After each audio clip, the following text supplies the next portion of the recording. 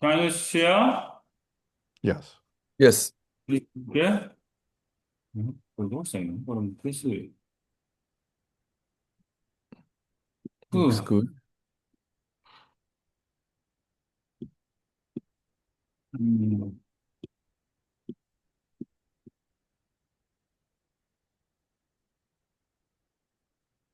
So my audience is very high, so and the view is very nice. So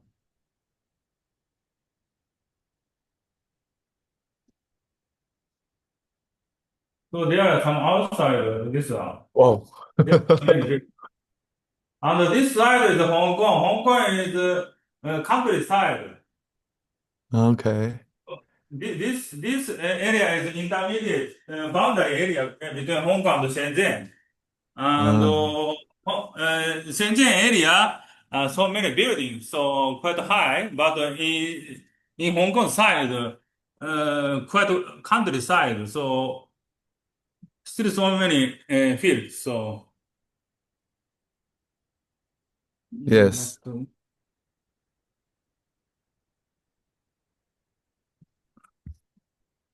eh? 何でしょう。Yeah. So at the upper. Okay. Looks good now.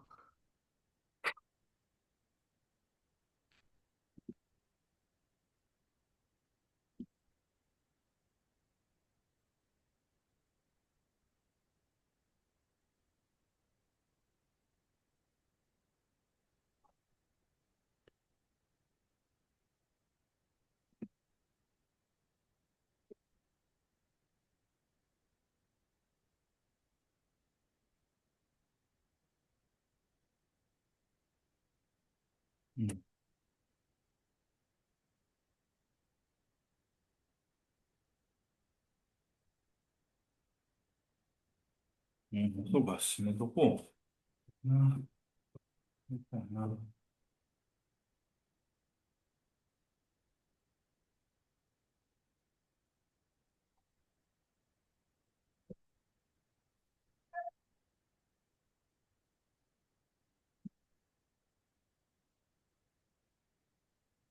Okay. So I will start. So hello everyone. Welcome back to the Quantum Boltzmann Machine International Workshop. I hope everyone enjoyed the excellent talks and the very insightful discussions last night or last morning. Okay. So we'll continue today. And the first speaker is Masahito Hayashi.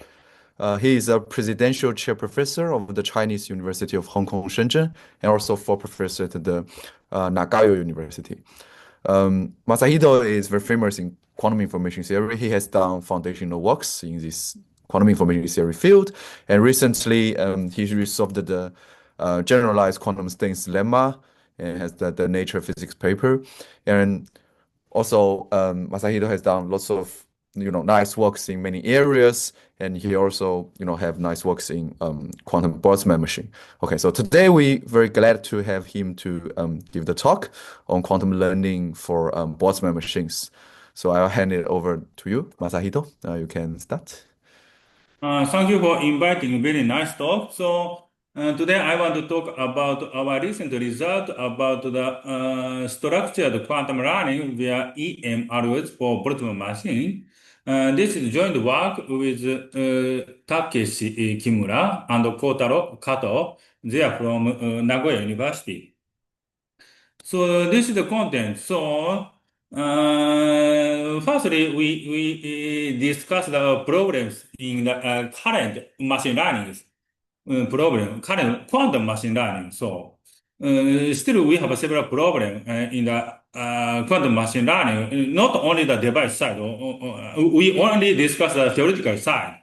And also, we discuss later, we back to the classical machine learning. So because sometimes many people overlook the achievement in the classical machine learning.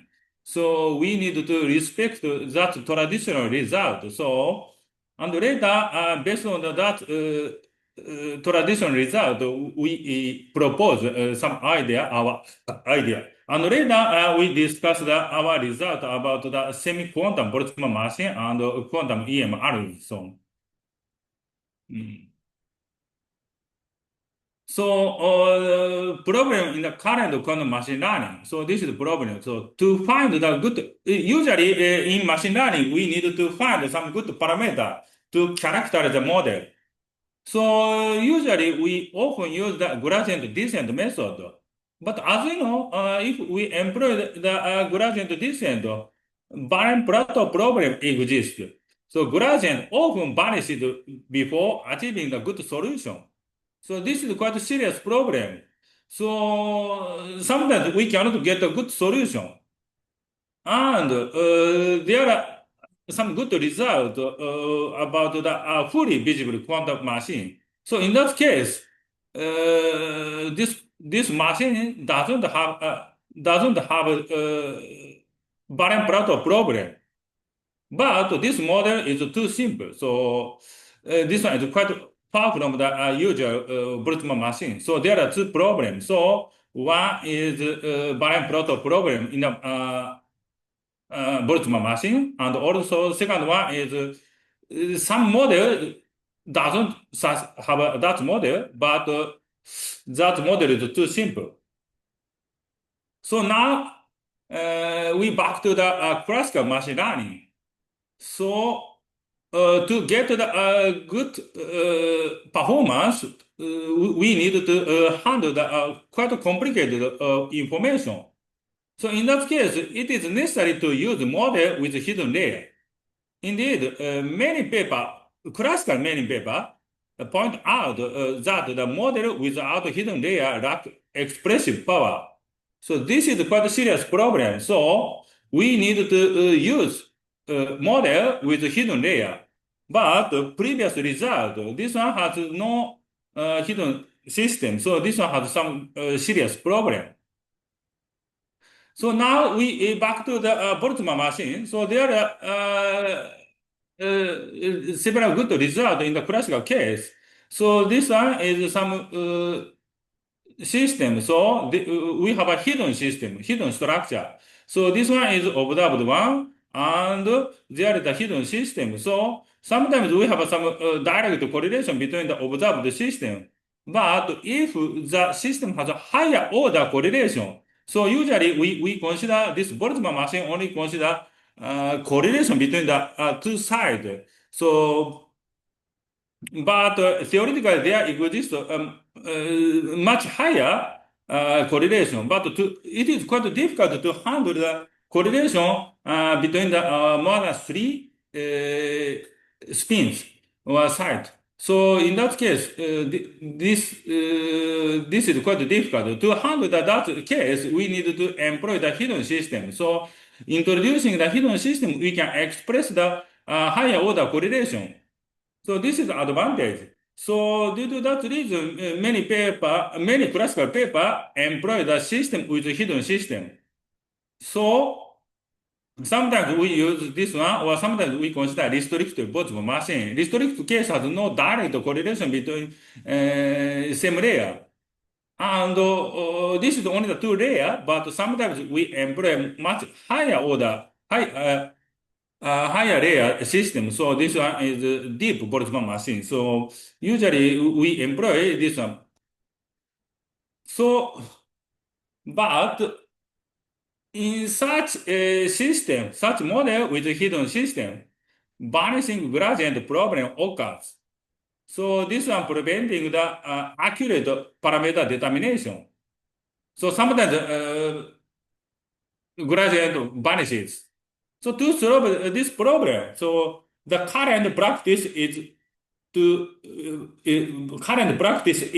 decompose the target optimization into easier optimization sub-problems that reflect the hidden layer structure. This is not a minor improvement, like refining the gradient calculation. So not only the improve calculation method. This one, how to say, this one definitely change the algorithm or structure of the algorithm. So in that case, we have to consider much more complicated idea. So many of these approaches are considered as a variance of the standard EM algorithm for the cases with incomplete data. So if we have some complete data means that there are some hidden system. So in that case, usually we employ the EM algorithm. Do you have some comment? So, but sometimes EM algorithm is somehow too simple or sometimes not so easy to implement. So we use its variant.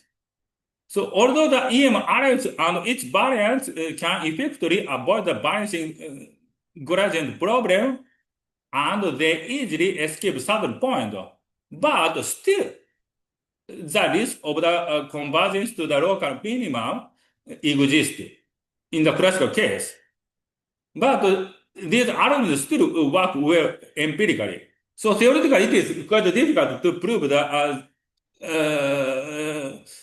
no risk. So still there are some risks, some possibility for the local minimum. But that kind of risk much smaller than original one, much smaller than gradient descent. So due to that reason, we often use this method, EM algorithm, or its variant. This is empirical knowledge in the area of the classical machine learning. So we cannot ignore this important fact. So now we review existence major studies in the quantum machine learning. So machine learning in particular for the Boltzmann machine, quantum Boltzmann machine.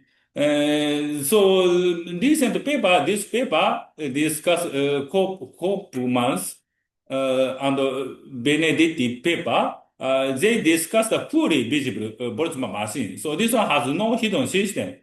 In that simple model, they propose some good algorithms outperform the classical case, but it lacks the expressive power. So outperform means that they compare with the fully visible classical Boltzmann machine. So compare with fully visible classical machine, fully visible quantum Boltzmann machine is better than much better.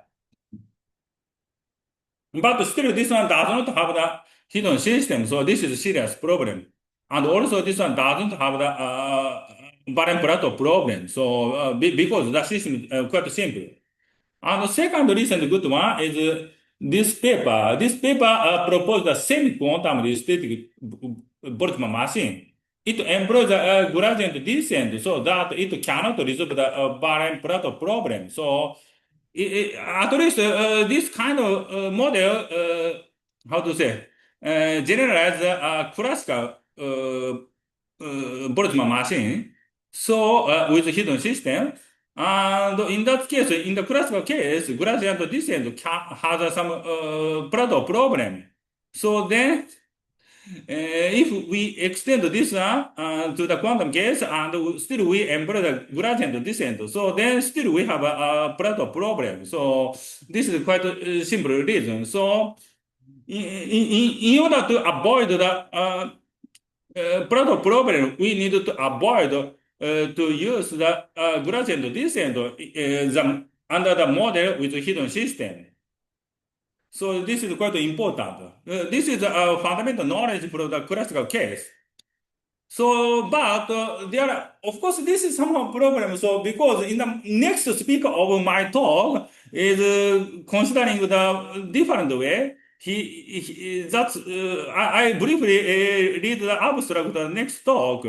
That next talk already consider some idea beyond my expectation. So, but my expectation is the following. So that kind of EM algorithm means that the expectation and maximization algorithm. So that one has some problem because this one discuss the likelihood. So we maximize the likelihood by using the some iteration based on the handling the hidden variable. So this is a simple method. But serious problem is that it is quite difficult to extend the concept of the likelihood to the quantum case. So then I consider that it is almost impossible to generalize EM algorithm to the quantum case. So to avoid that problem, we employ a different idea. So there are two kinds of EM algorithms. So one is EM, so expectation and maximization algorithm. So this one is generally use some model with hidden variable, layout Boltzmann machine or hidden Markov system. Hidden Markov is also quite an important model and also missing data case. So in that case, there are some hidden variables. So in that case, EM algorithm is quite useful. So EM algorithm has some E-step expectation and maximization. And most important thing that we maximize the likelihood by using some structure of the hidden system. But the most serious problem is it is quite difficult to extend the quantum case because we discussed the likelihood. Of course, likelihood is based on the concept on the probability mass function. But in a quantum case, how to maximize the probability mass function? We have no probability mass function in quantum system. We have only a density matrix. So density matrix is not totally ordered. So it is quite difficult to maximization. So I don't know how to extend that concept to the quantum case. Quite difficult. To avoid this problem, we discuss another kind of EM algorithms. So this one is proposed by Professor Amari. Professor Amari is also quite famous information scientist in Japan, and he proposed the information geometry. So information geometry is quite complicated, but this one generalizes the concept of the EM algorithm. So his EM algorithm uses somehow EM is lowercase, not capital one. So famous one is uppercase, but Amari is EM algorithm need to use written with the lowercase. So this is very serious, completely different. And that kind of concept can be easily extended to the quantum case. Not only quantum case, also once we have a Bregman divergence structure, we can extend that concept. So not only the hidden variable case, also the rate distortion theory. My recent result point out EM algorithm can be used for the rate distortion theory, not only the system with hidden variable. So this means that this kind of structure is quite general, much more general than original EM, uppercase EM algorithm. So in that case, we have two kind of methods. So one is E projection, another one is M projection. E projection means that projection along the exponential family, and another one is M projection along mixture family. So we use two kind of family. Family is some manifold of the quantum states or probability distributions. So we need to formulate the two kind of the family for the distribution family or quantum state family. And minimize divergence. So in that case, what we make this one? So uppercase, we consider maximization of the likelihood, but lowercase, we minimize the divergence between the exponential family and mixture family. So this one is a fundamental concept. So of course, classical case, we can easily define the mixture family and exponential family in the case of Boltzmann machine with hidden layer. But quantum case, well, similarly, we can define same concept. And quantum case, we can define the exponential family and mixture family completely in the same way. So we can automatically extend that idea to the quantum case. And of course, due to this property, quantum extension is quite easy, almost automatic. So based on the quantum information geometry. So then we can naturally extend this one. So this is the basic idea. So this is our idea. So first one, we have a semi-quantum Boltzmann machine, and this one has a visible layer. In our case, we want to discuss simple case. So, visible layer is classical case, and hidden layer is sorry. Hidden layer is a quantum system, which has a more expressive power. So, fully visible case, less expressive power, so this one is much more useful. And applying the EM algorithm, lower case EM algorithm, by alternating E step and M steps. So each step can be trivially done. So this is quite easy. It is enough to consider the conditional state. In the classical case, we discuss a conditional distribution. And the more difficult part is M step. So in the case of M step, we need more calculation. Exact calculation for the M step is slightly difficult. But the idea of the M step is the following. So slightly difficult, but still not so difficult because M step is equivalent to solving the fully visible semi-quantum Boltzmann machine, fully visible quantum Boltzmann machine. But that kind of model already studied because fully visible quantum machine is already determined some gradient method. This one is already done by this existence paper. So their paper already shown that the fully visible quantum Boltzmann machine has no Plato problem. So this means that we have simply solved the M step. So this is simple reason.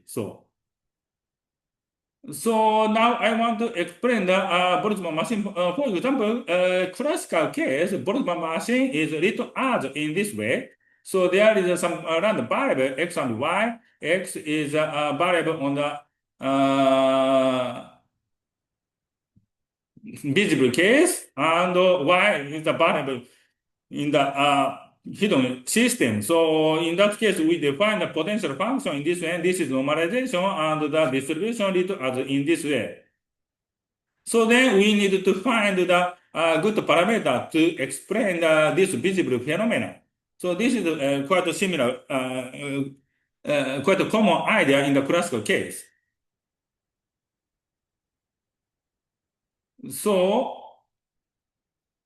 then what we make this one in the classical case, what we do, we discuss some observed distribution and we have some true family, but this one has including the hidden system, we have this joint distribution, but we have this one. So we have this marginal distribution, and we need to minimize this curve divergence, maximize curve divergence. This is the same as maximizing the likelihood. So this is maximal likelihood estimator. So in that case, we need to minimize this quantity, but this is not convex in general. So then this is some problem. So of course, in the classical case, we make the, if we simply apply the gradient descent for this minimization, we have a Plato problem. Gradient is vanishing during some intermediate process. So then we cannot find this good parameter here by using the gradient descent. So to resolve this problem, we often use the EM algorithm. So I want to say, I simply explain the idea of the EM algorithm. So what is this? So as you know, this curve divergence written as this form. So we have this is no. This is conditional distribution. We choose the minimization of the choice of the conditional distribution. So we have observed one, and conditional distribution should be minimized. So then we have this curve divergence on the whole system. So we need to consider this minimal problem. But this minimal problem equal to this problem. So then this minimization can be written as this one. So what do we have? We have this one and this one. So we have a curve divergence between the, how to say, curve divergence on the whole system, so including a hidden system. So we need to minimize this curve divergence by choosing the theta and p. So this means that this part can be written as mixture family, and this part written as exponential family. So then this one can be considered as a EM algorithm. So this is a simple idea. So now we have only a few minutes, so only 10 minutes. So we consider its quantum extension. So so quantum case, we have this one, and mixture family is some linear constraint, guys. So this is density matrix, but in the case of the linear mixture family, it's defined as with some linear constraint, with several linear constraint, and this is mixture family. And exponential family is defined as slightly different way. We have this form, we have this density matrix log rho, and this one, and we need to make this normalization factor. So we have some parameter of theta. So this means that once we have this one, this observer express the direction for the moving the family, but this x is a constraint part. So using this one has a constraint, and this one has a parameter moving. So this is different role for the exponential family and mixed family. So then using this way, we can easily obtain the very nice characterization Pythagoras theorem. So if we want to consider quantum divergence between these two states, so in that case, we have some intersection point. This is the exponential family, and this one is this one is the exponential family and the mixture family by using the same observables. So then intersection point is this one. This one is E projection, projection to the mixture family. And this intersection point using the projection, we have this decomposition for the Kerr divergence, quantum Kerr divergence. So this property is quite important in the area of the information geometry. So using this property, we have so many good results. And how to find this is enough to solving this minimization problem. So this is not so difficult. So, but no, sometimes quite difficult because the system is quite large. In that case, we need to consider boson sampling. So, but if the system is not so large, it is enough to consider minimization. This one, and this is a convex problem, convex function. So finding that this point is solving the convex minimization. So also we have a different one. This is exponential. No, this is exponential family, and this is mixed family. This part also have a similar problem. So then what is the EMR? We need to find the mixture intermediate, closest point between the two families. Two family means that we have exponential family and this is mixture family. So previously we discussed the mixture family and the exponential family generating the same observable. But now we consider general exponential family and general mixture family. So in that case, generating the observable is different. So in that case, this one is not, there is no intersection. So this is generic one. Previous one means that the same type of the exponential family and mixture family generated by same observables. So in that case, we want to find this closest point in the sense of Kullback-Leibler quantum Kerr divergence. So how can I do this one? We make the projection minimization iteratively. So using the iterative minimization, monotonically decrease this objective function in this way. So then this is definitely we achieved some good point. At least we can avoid the saddle point by using this method. But as you know, if we employ the how to say gradient descent, we can easily trapped by the saddle point. So this method at least avoid the saddle point. And now we want to consider a quantum semi-Boltzmann machine. So in that case, we have this kind of model. This model has this visible system, and this one is a hidden system. So in that case, this is power matrix. We simply consider x and y, so quite a simple case. So in that case, we have this correlated part, or this part. So we have this kind of model. So in that case, we have this Hamiltonian, and using this Hamiltonian, we have this density matrix, and phi is some normalizing factor. So this is sometimes partition function. So using this partition function, we have this density matrix. So we have an exponential family. So this one is a Boltzmann machine. So And also, we need to introduce mixture family. This is the exponential family, and mixture family is this one. Once we have some observation, we have a density metric of the visible system. So in that case, we need to consider some density matrix on the whole system. So whole system of density matrix written as rho HV. So we have this density matrix, but we assume that this one, this reduced density on the visible system, it must be some specific one. So we have this distribution. So in that case, we have some restriction on the whole density matrix. So this kind of constraint can be written as a linear constraint. This is linear constraint. So then what we have,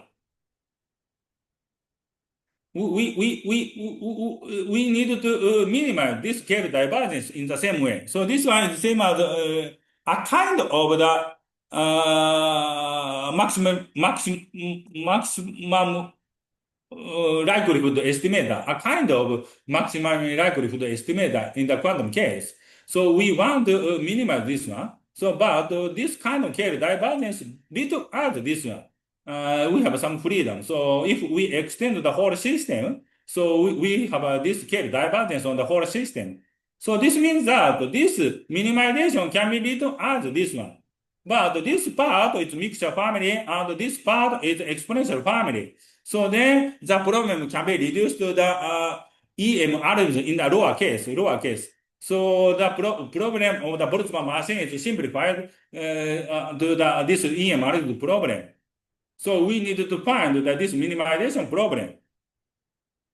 So in that case, what we do? So firstly, we have this mixture family. So then we need to discuss this one, but this matrix are decomposed to this one, and this second part, if each step means that we need to choose optimum density matrix inside of the M mixture family. So mixture family is the case.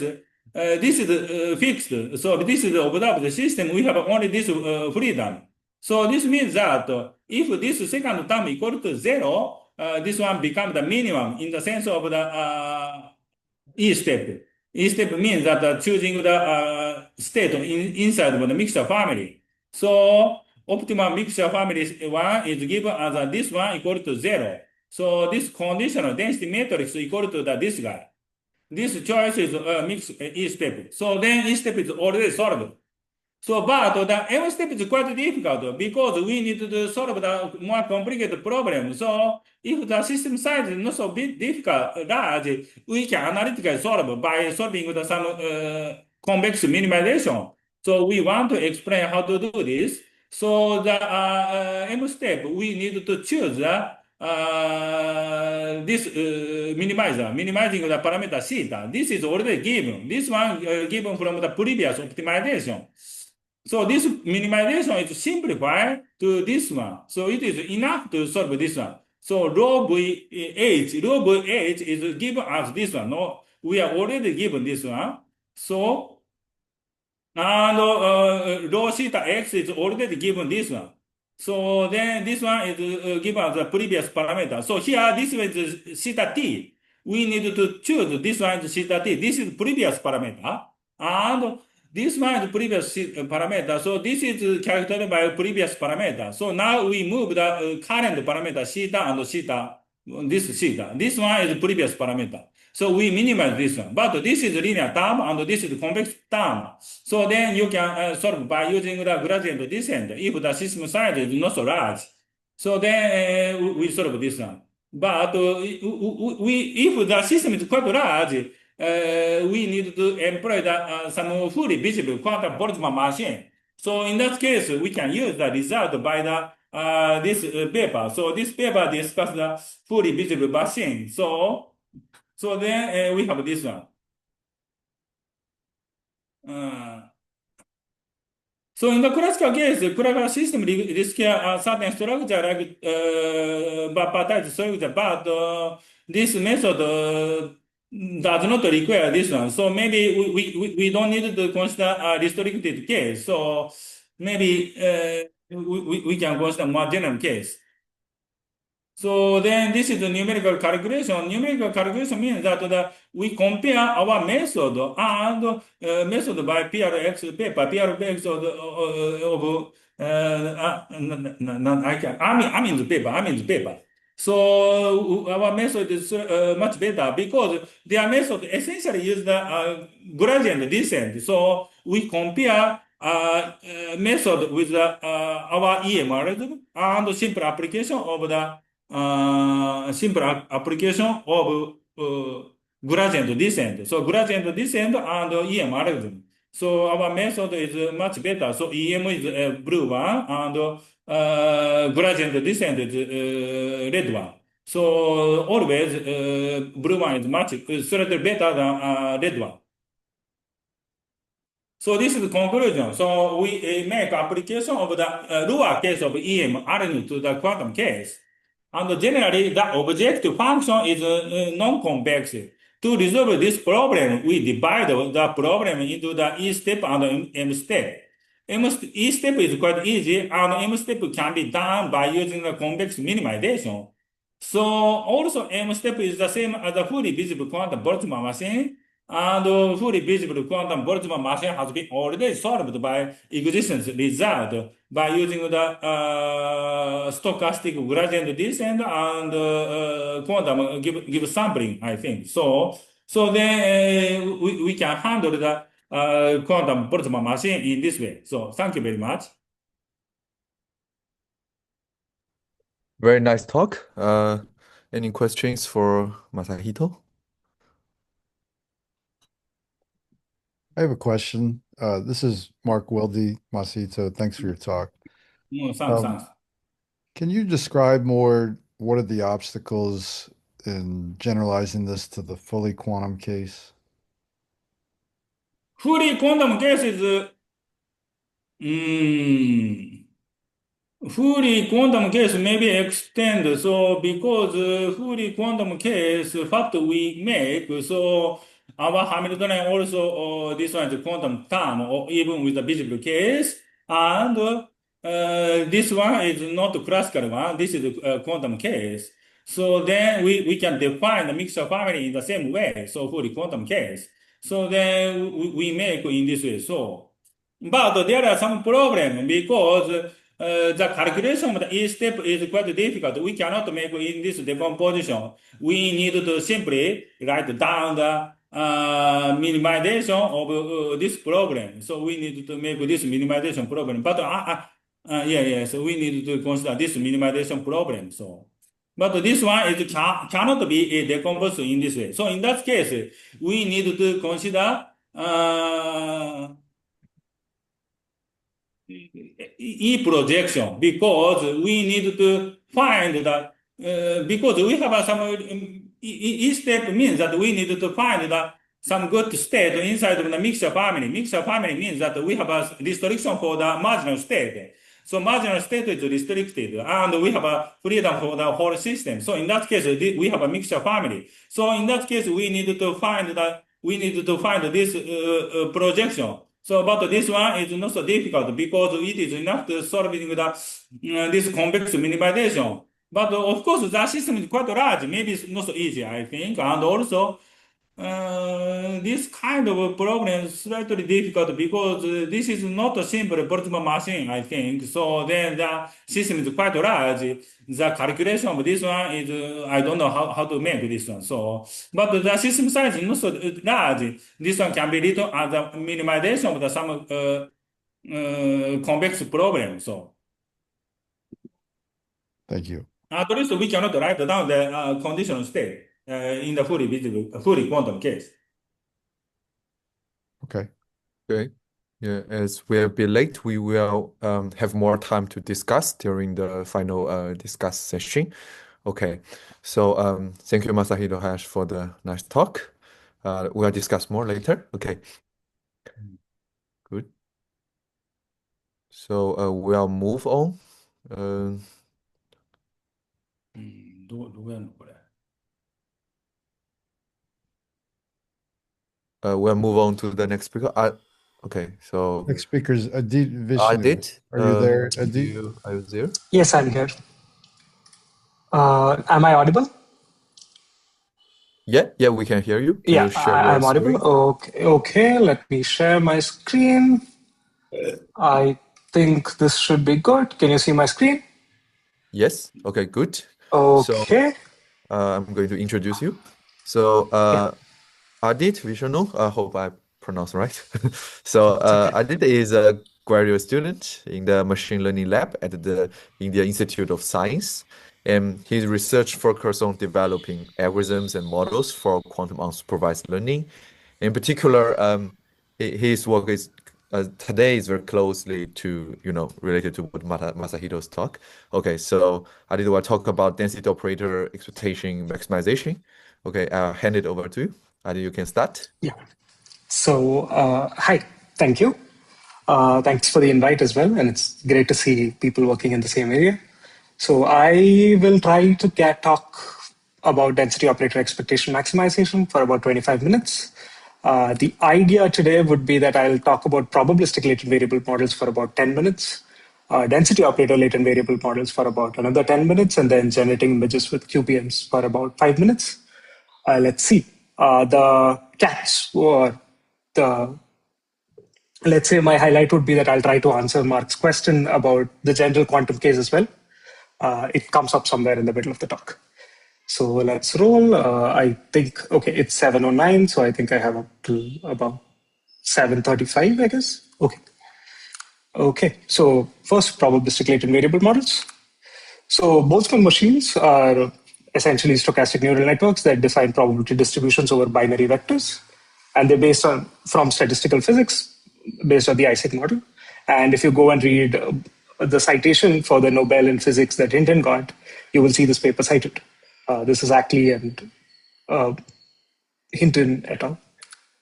So basically what you have is that you have an energy model, energy-based model with an energy function like this, and you basically have a Gibbs state here.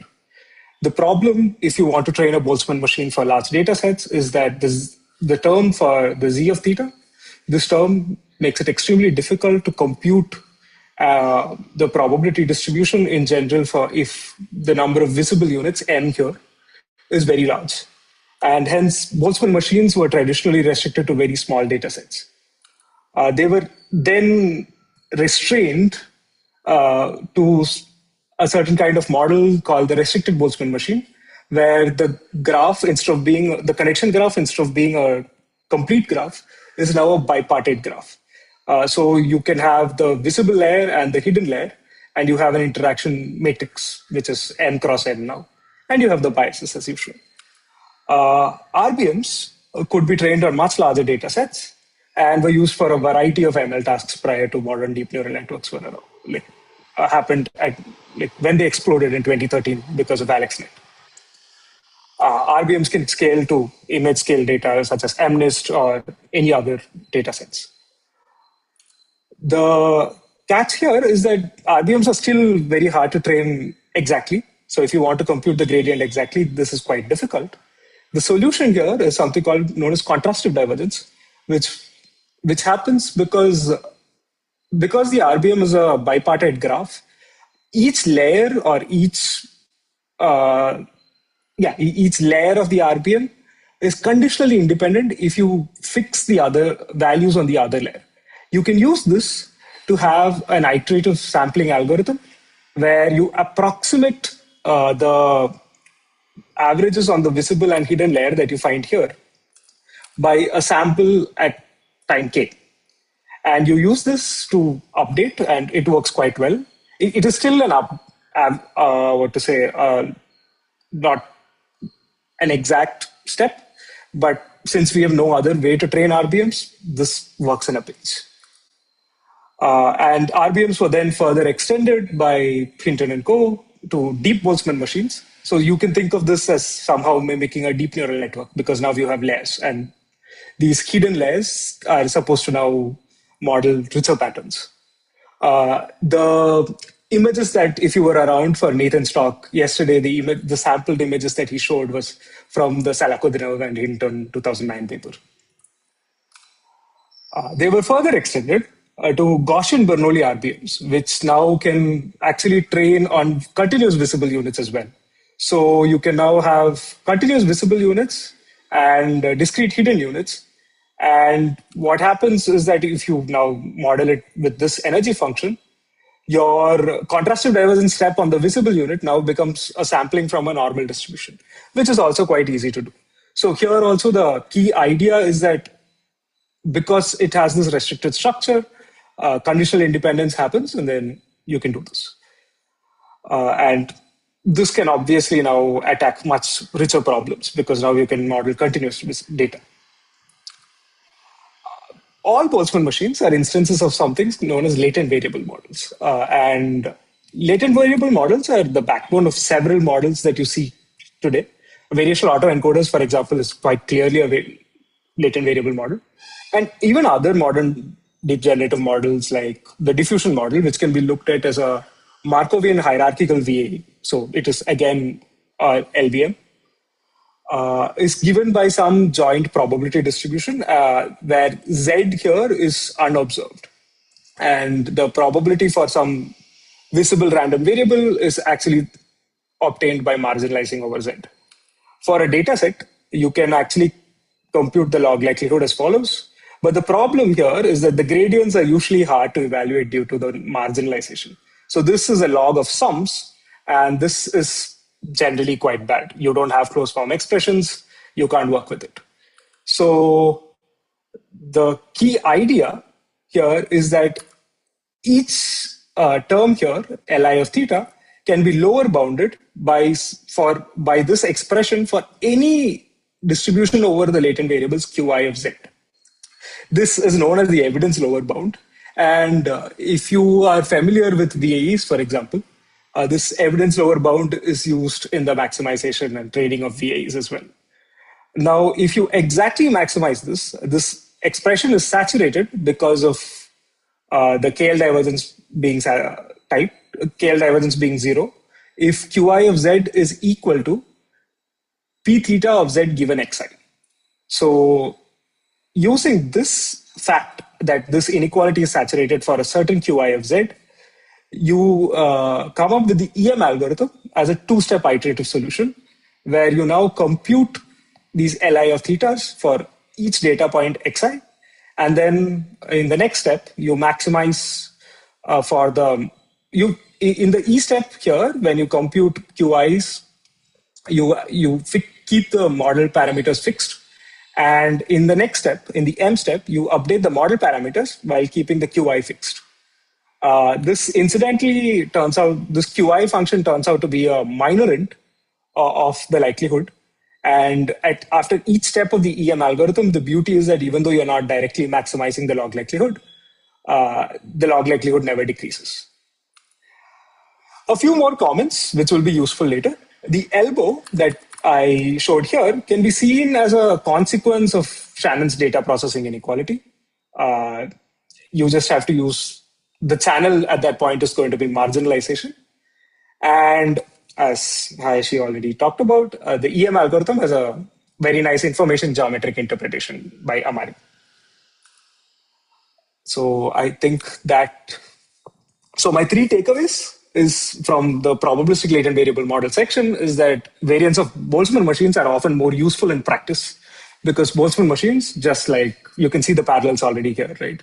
QBMs, just like small QBMs, are not great to train with bigger data sets. And LVMs are generally very useful in unsupervised learning in the classical setting. Probabilistic LVMs are also hard to train because of issues cropping up from the marginalization. And in the classical case, the EM algorithm is the answer. Now let's get to density operator latent variable models.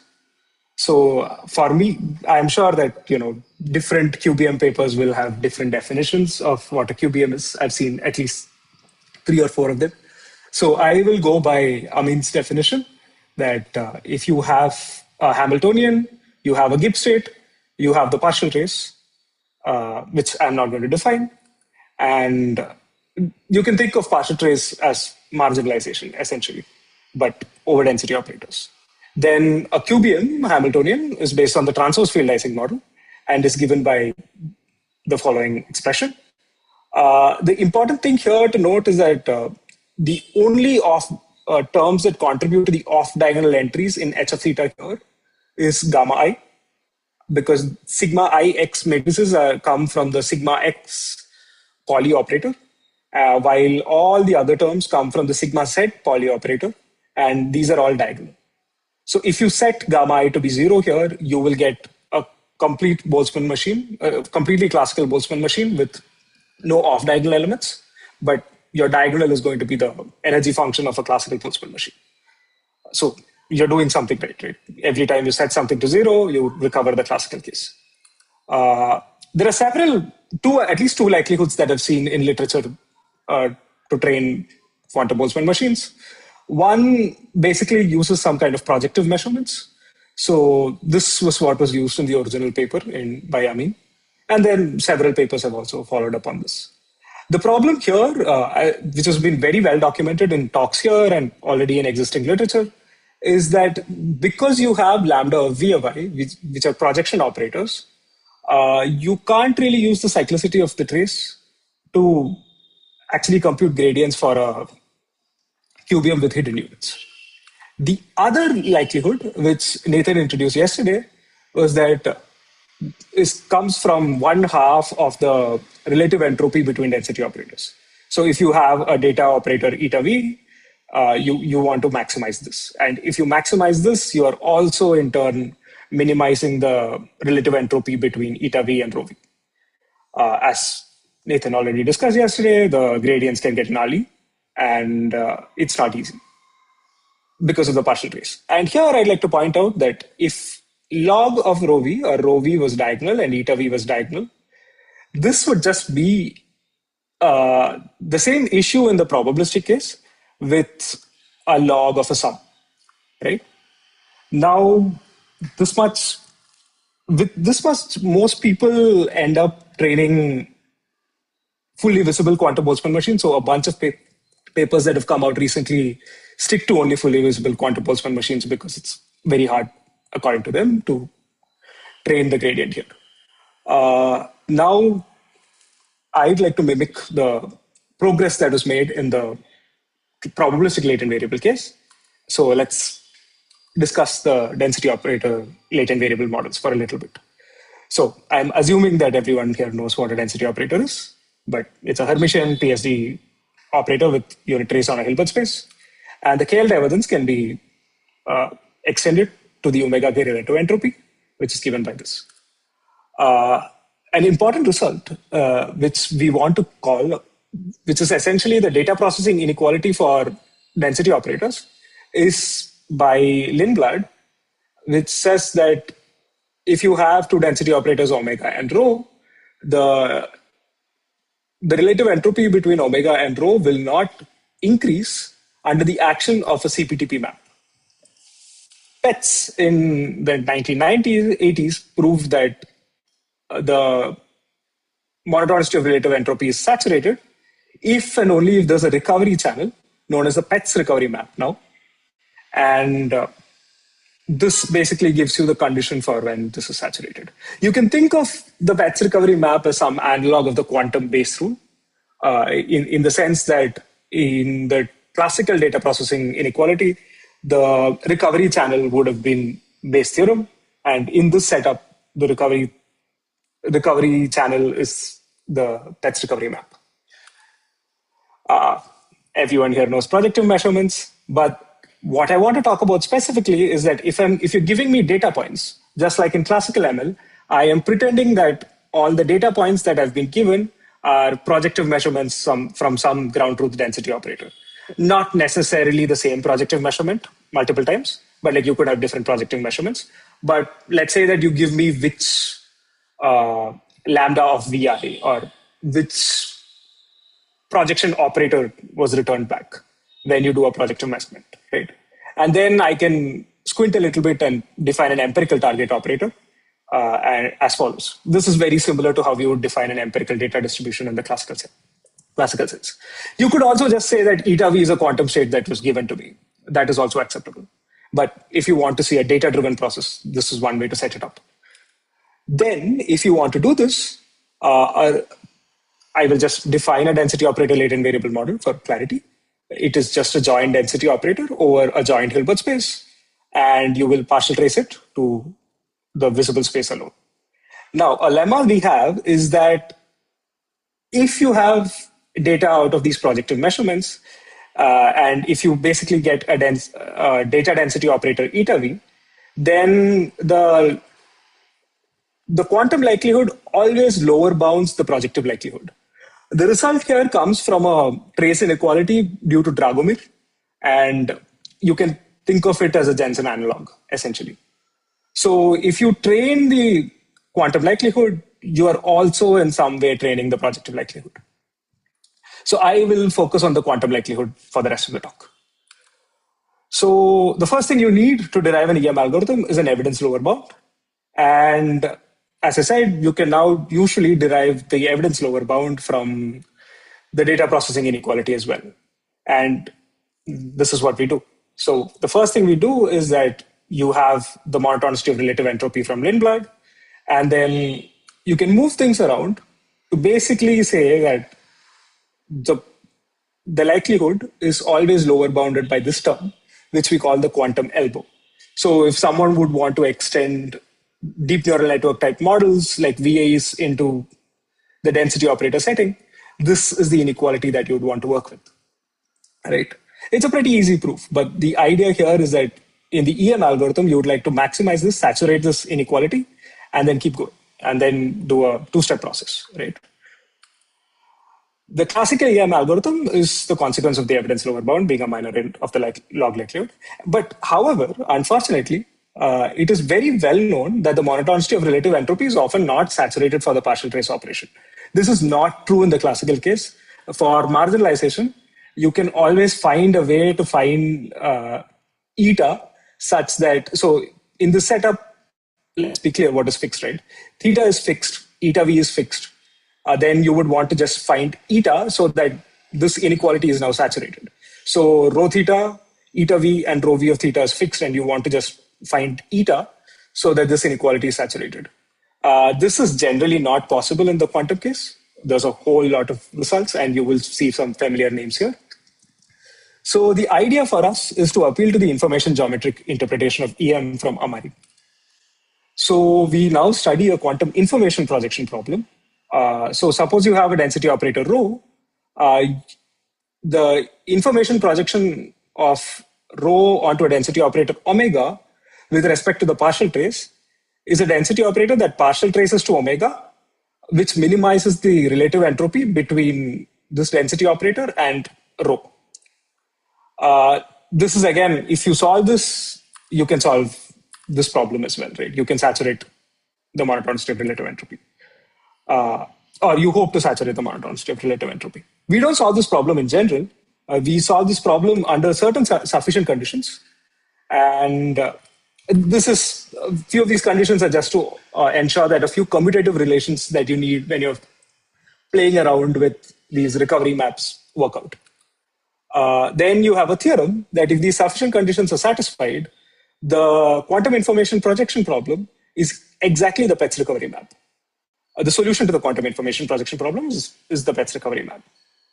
So now, since you know that this is the Petz recovery map for an arbitrary density operator, if those sufficient conditions are satisfied, I can now calculate eta theta of old for a fixed theta old to be the Petz recovery map, and then define the quantum elbow. And using the quantum elbow, I can also define an expectation maximization algorithm, right? The key thing to note here is that in the M step, like Professor Hayashi said, I do not have a partial trace here anymore. And this is a fully visible model. And the E step can be, as long as the sufficient conditions are satisfied, can be easily solved using the Petz recovery map. Some properties of the DOEM algorithm. So the first thing is that if the sufficient conditions are satisfied, the DOEM algorithm guarantees log likelihood ascent, just like the classical EM algorithm guarantees it. And more importantly, as a sanity check, if all your operators are diagonal, DOEM reduces to the classical EM algorithm. And Iw-Qbm also solves the problem of computing gradients. So this is a proof that's been floating around for fully visible models for a while. I first saw it in a paper by Hilbert Kappen, but it's been around for a while. This essentially uses the Lee-Trotter-Suzuki formula, and then using the cyclicity of trace, because there are no projection operators or partial trace operators, you can now just calculate the gradient of the M-step. Right? Now, let's say that we care about classical data. If you care about classical data, you can think of classical data as projection measurements from a density operator, but with just the same projection measurement repeated multiple times, the same operator. Because at that point, you only know information along a particular eigenbasis, and you don't really know more information than that. So you can think of it as some kind of defacing, or just you take a density operator, but only pull out a probability distribution from it, right? If you have that, our sufficient conditions imply that you will essentially get a model of this form, which, if you're familiar with quantum information theory, this is just a classical quantum state. And it basically means that if you care about classical data, our sufficient conditions imply that you have a probability distribution on the visible side and latent variables that are completely quantum. So you have quantum latents and classical visibles. And using this, now the good thing is that I do not have to store eta v anymore, because I can start running stochastic gradient descent on this. I am not constrained anymore by storing the density operator for the data set. I can just run SGD on the visible side. What I'm still constrained by is the size of the hidden units, or being able to compute the hidden units accurately, as is going to show up in Boltzmann machines. And you can just basically run SGD directly. So another note that I'd like to make is, if you take the Iw-Qbm algorithm as we've prescribed and fix it to classical data, Professor Hayashi's EM algorithm just pops out. Essentially, this is the exact same update he was showing a while back. Now, after that, I have 5 more minutes. One note I'd like to make is that if you want to have a classical quantum LVM, which is a Iw-Qbm, all you have to do is switch off all quantum variables on the visible side, and then you will just be able to get a setup like this. So we trained Iw-Qbms on a mixture of Bernoulli dataset, and this is just a sanity check to see that the algorithm works. I am plotting the log likelihood, and what I'm comparing against is the experiment that Amin ran in his first seminal paper. If you take a semi-restricted Iw-Qbm, that's what they work with the projective log likelihood being trained with gradient-based training, even on GPUs, if you accelerate the matrix multiplications, it takes about 40 seconds per step, and this is what it does. So the omega k entropy and the projective the omega k likelihood, or the quantum likelihood, and the projective log likelihood are plotted here. And if you have a Iw-Qbm satisfying the sufficient conditions, I do not use algorithm 2, by the way. I just use algorithm 1. It's going to be even faster if it's in algorithm 2, because I'll be using some kind of SGD. All it takes is 0.2 seconds to calculate the Petz recovery map and calculate gradient updates, and you basically get very similar results. It also saturates a little earlier. This is a theme that you'll see later. So I have roughly 5 minutes. So now I will talk about generating images with Iw-Qbms. So if you have a quantum RBM, where now the Wijs are restricted to be between the visible and hidden units, what happens is this conditioned on the visible layer, the Hamiltonian of each hidden qubit can be written as a 2x2 matrix. The reason you can do that is that now you can write the Hamiltonian of the hidden units as a Kronecker sum of 2x2 matrices. And since the Kronecker sum of exponent of the Kronecker sum is going to be Kronecker products of exponents, and because of that, now you can just define a Gibbs sampling scheme. Sorry that I've not defined these BJs and DJs, but these are easily calculable from the data points and from the parameters. What we go even further, and we say that, okay, I will now define a quantum deep Boltzmann machine. So what we do is we take a Iw-Qbm, which is a CQ-LBM, and then layer it over, keep multiple layers of it, and what you get is a quantum interleaved deep Boltzmann machine. So here is a quantum Hamiltonian for a Iw-Qbm with 3 layers. So the middle layer is quantum. The first and second layer are fully classical. You could also probably do this with all hidden layers being quantum, but this is what we picked. And we compared it to one of the most recent papers on DBMs on the MNIST dataset. So the way that Taniguchi implements the MNIST dataset finally has more than 18,000 units. So we were able to train the Iw-Qbm with 18,000 units on using contrastive divergence on a classical device, just simple GPU stuff. And what you notice is that a Iw-Qbm tends to have about 40% better FID scores, which is a standard measure for quality of generated data sets in classical machine learning throughout, right? It converges quite fast and then seems to be consistently doing more than that. One question that can be asked is this just over-parameterization because now I have these extra gamma I terms? So what we did is we also trained a DBM with more parameters on the hidden units so that effectively this DBM has more parameters than this Iw-Qbm, but that doesn't do much better than the DBM that's already there. This is one promising result. And I can show you Iw-DBMs and DBMs after 175 epochs. And you can see that the Iw-DBM is already producing a more variety in its samples. And you can see mode collapse in DBMs, still at 175 epochs. So something nice is going on. But we wanted to investigate it slightly further. So what we did was we took binary MNIST. So now our models are slightly smaller, so I could run a lot more experiments. And we basically considered different hyperparameters so that the total number of parameters of the model keep changing. So this is parameters into 10 raised to 6 because DBMs are clearly not as efficient as modern deep neural networks. You can't expect that. But what you notice is that Iw-DBMs with lesser parameters consistently do better than DBMs in terms of generative tasks. And what is measured again is the minimum FID across 100 epochs here. And this was 1,000 epochs, as you can see. We just ran this for 100 epochs. The pattern is quite clear. And I think I'm over time now. We also extend the setup to a quantum Gaussian Bernoulli restricted RBM because the visible side is now a probability distribution.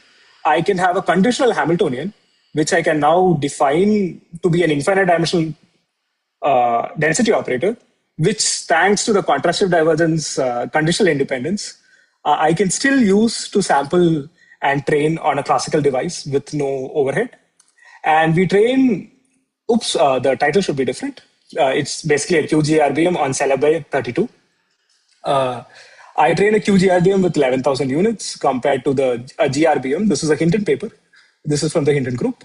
And we get about 20% better FIDs than the GRBM. You can see samples here. And what's the highlight is that we've not hyperparameter tuned our quantum models. And all compute was run on the same computer, same computation resources. And we just pick up papers from the classical regime, change the Gibbs sampling setup, and then we just run it. We've not bothered with hyperparameter tuning at all because we feel the results speak for themselves.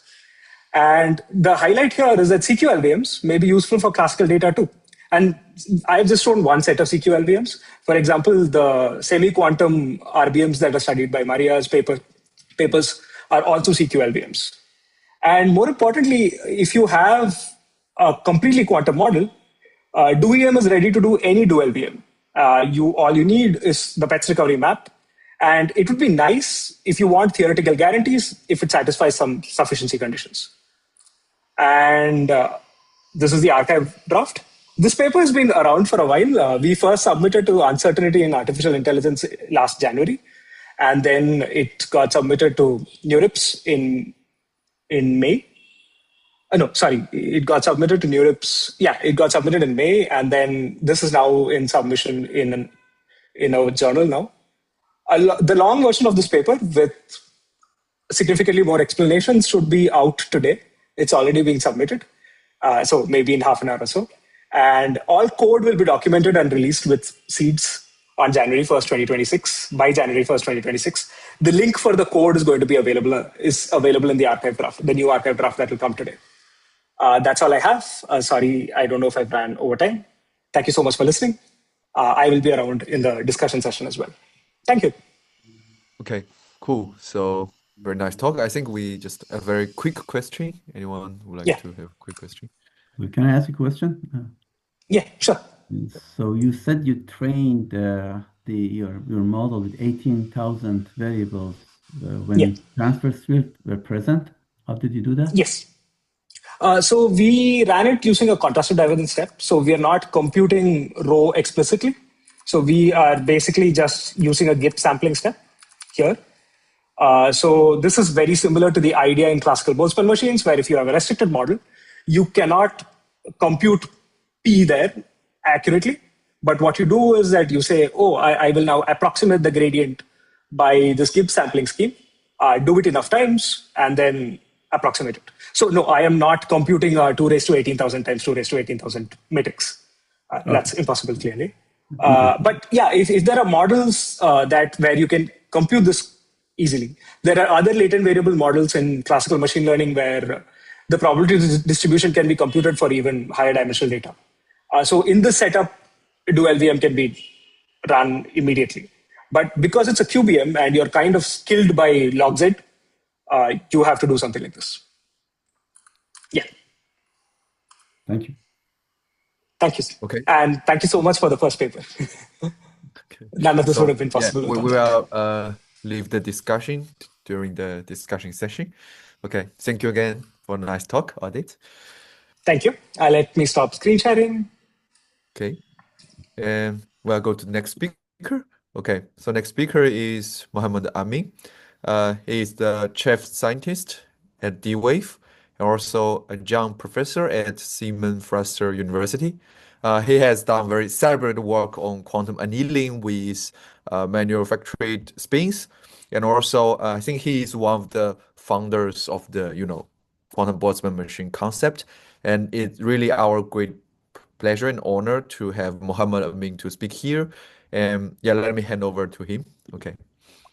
Thank you very much. It's my pleasure to talk, and I want to thank the organizers for organizing this conference and inviting me. My approach to this field was the opposite of probably everyone here. It wasn't from theoretical curiosity, it was from experimental requirements. So we, almost a decade ago, had this dilemma of we are having a quantum annealing machine. How can we use it for generative AI? And up to this point, this is still a question. We now have a quantum annealer called Advantage 2. You may have heard of it. It has more than 4,400 qubits, 40,000 couplers, 20-way coupling. Every qubit is coupled to 20 other qubits. We can do forward anneal, reverse anneal. These days we can do coherent annealing, which means there is no environment up to some annealing time influencing the dynamics. And very soon we will have analog digital quantum computation with this machine, but still the question remains, what can we do with this? So to answer this, I want to go a little bit over histories. Annealing was first proposed for as a computation tool proposed for optimization. And this goes back to early 80s. This is a seminal paper by Kirkpatrick published in Science, in which he proposed annealing as simulated annealing as a way of optimization. And 2 decades later, people started talking about quantum annealing. This is a paper by Kawasaki and Nishimori, introduced quantum annealing to us in 1998. And a couple of years or a year later, we have this seminal paper by Apley. This is the first paper trying to experimentally investigate quantum annealing. Of course, back then there was no quantum annealers like today. We can actually answer this question with real quantum annealers. But back then they had to resort to disordered magnets to answer this question. They cooled down a disordered magnet thermally to some point within the spin glass phase. This is a 3D spin glass. They also annealed the spin glass quantum mechanically by changing transverse field, and in this case, transverse field is really a magnetic field. You can change it. And in both directions, they went to the same point within the spin glass phase, and then with some indirect measurements, because you cannot measure energy at this point, with looking at AC susceptibility, they concluded, I highlighted this sentence, the results indicate that quantum annealing hastens convergence to the optimal state. So basically, there's a speed up due to quantum mechanics. Just for your entertainment, this paper was published in April 1999. This is the first investment on D-Wave in May 1999, 1 month later, for a significant amount of $4,000. And that was the beginning of D-Wave. And 1 year later, me and my colleague, Tim Duty, two D-Wave employees, are at a conference in Utrecht, Netherlands, sitting with Gabe Apley, the main senior author of this paper, having dinner. I don't remember this gentleman's name. And 24 years later, again, me and Gabriel in a conference in Houston, Texas last year, and we're still collaborating and talking. Okay, on the theory side, things were even harder because you cannot simulate quantum annealing. If you could simulate quantum annealing, we didn't have to go through so hard to build this machine. In 2002, Santaro et al. Published this paper again in Science as theory of quantum annealing, but when you read the paper, it is just quantum Monte Carlo. And this is the result. They show that quantum Monte Carlo, although quantum Monte Carlo is a lot slower than simulated annealing, they see quantum Monte Carlo scales better than simulated annealing. They call it quantum annealing, but it's not really quantum annealing, it's quantum Monte Carlo. This is basically two classical algorithms. One of them scales better than the other one, but yet a lot slower. And we know that quantum Monte Carlo does not simulate quantum annealing dynamics, so this question still remains. Where a quantum annealing machine, real quantum annealing machine land on this figure. And again, it took another 20 years for us to develop a complex and coherent enough machine to answer this question. This is a paper published a couple of years ago in Nature, and we looked at 3D spin glass. It's a 3D lattice spin glass, very similar to this experiment actually that Apley et al. Did. And this is the result. So in this figure, the y-axis is residual energy, the distance between the ground state. And as I said, quantum Monte Carlo scales better than quantum simulated annealing. And now we see that quantum Monte Carlo and simulated annealing look the same, almost. So this result was correct. These are simulations. But D-Wave, which is quantum annealing, scales better than both of them. And this is a very significant result, I think, very undermined in the field, not only because we show experimentally the quantum annealing scale better, even theoretically, these lines are theoretical predictions by scaling arguments. And even theoretically, one could show that quantum annealing scale better than simultaneous annealing. And I am surprised nobody did it by then. And we had to do it experimentally and theoretically in the same paper. And this is the first theory-supported demonstration of quantum advantage in optimization. There is no advantage with theory support, even in gate models. It's all empirical and so. But if you look at the x-axis, you see that quantum annealing is in nanoseconds, and simultaneous annealing and quantum Monte Carlo is in metropolis sweeps. And if you ask, so what is real time? This is the real time. It's a little bit different. So in this case, Dewey was solving a problem that has logical qubits, which every logical qubit had two qubits. It was unfair, so we actually asked the quantum Monte Carlo simulator annealing not solve exactly the same problem at Dewey, they solve the logical problem to be fair to classical.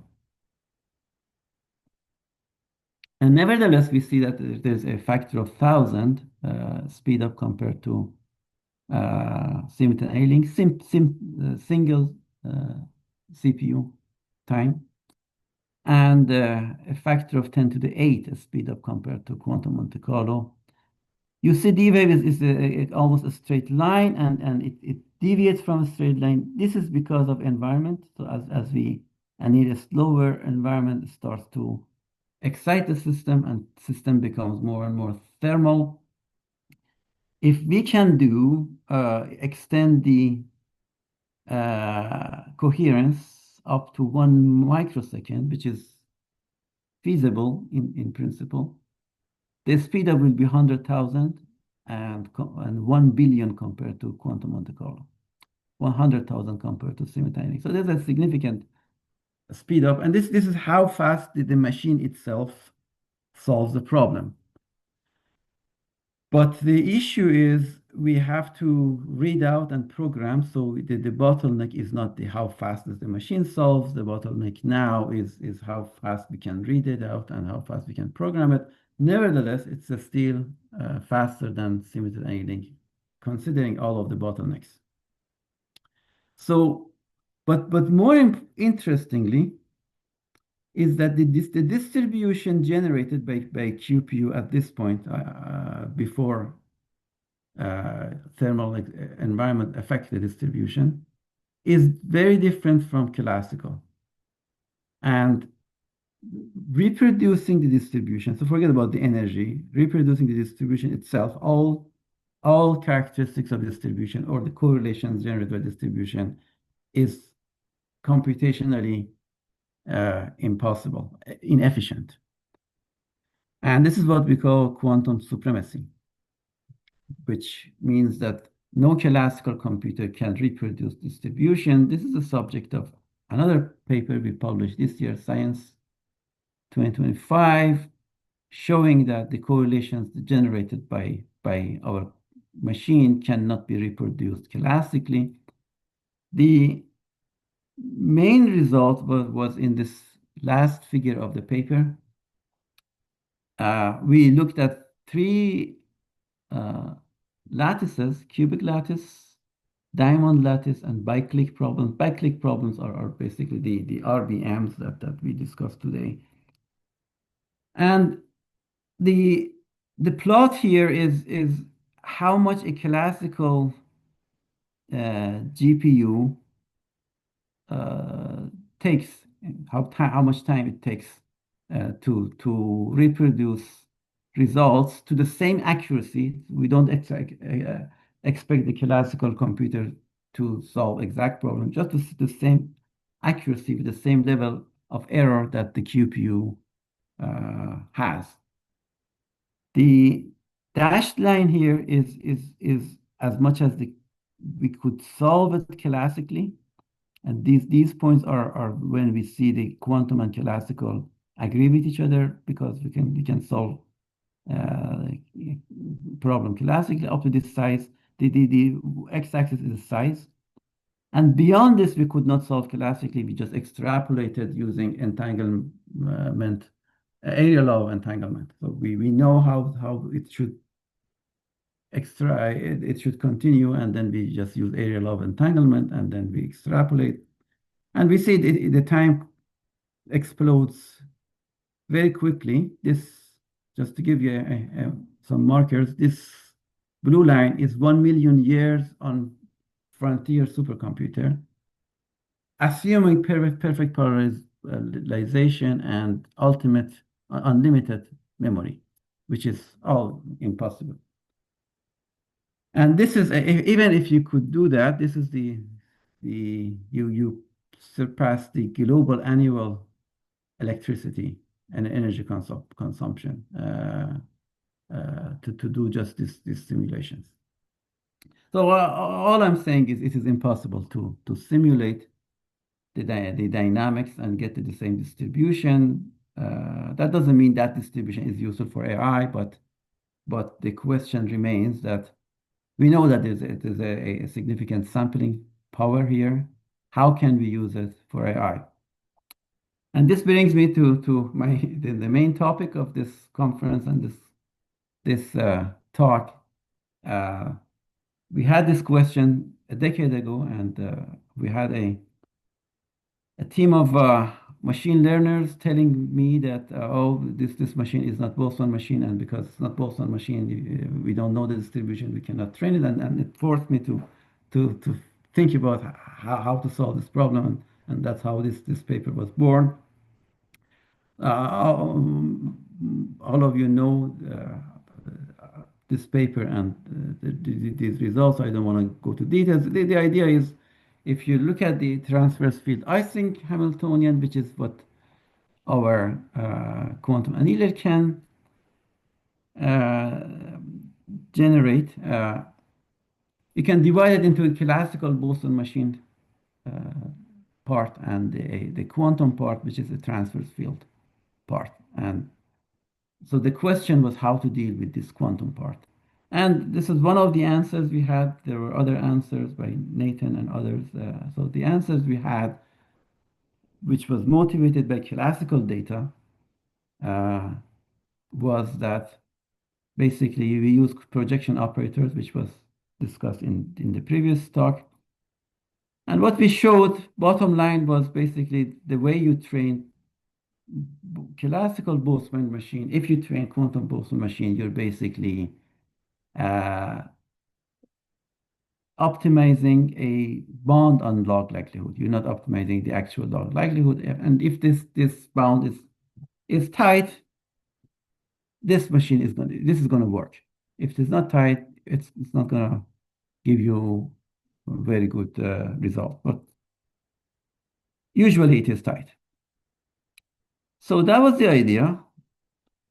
But the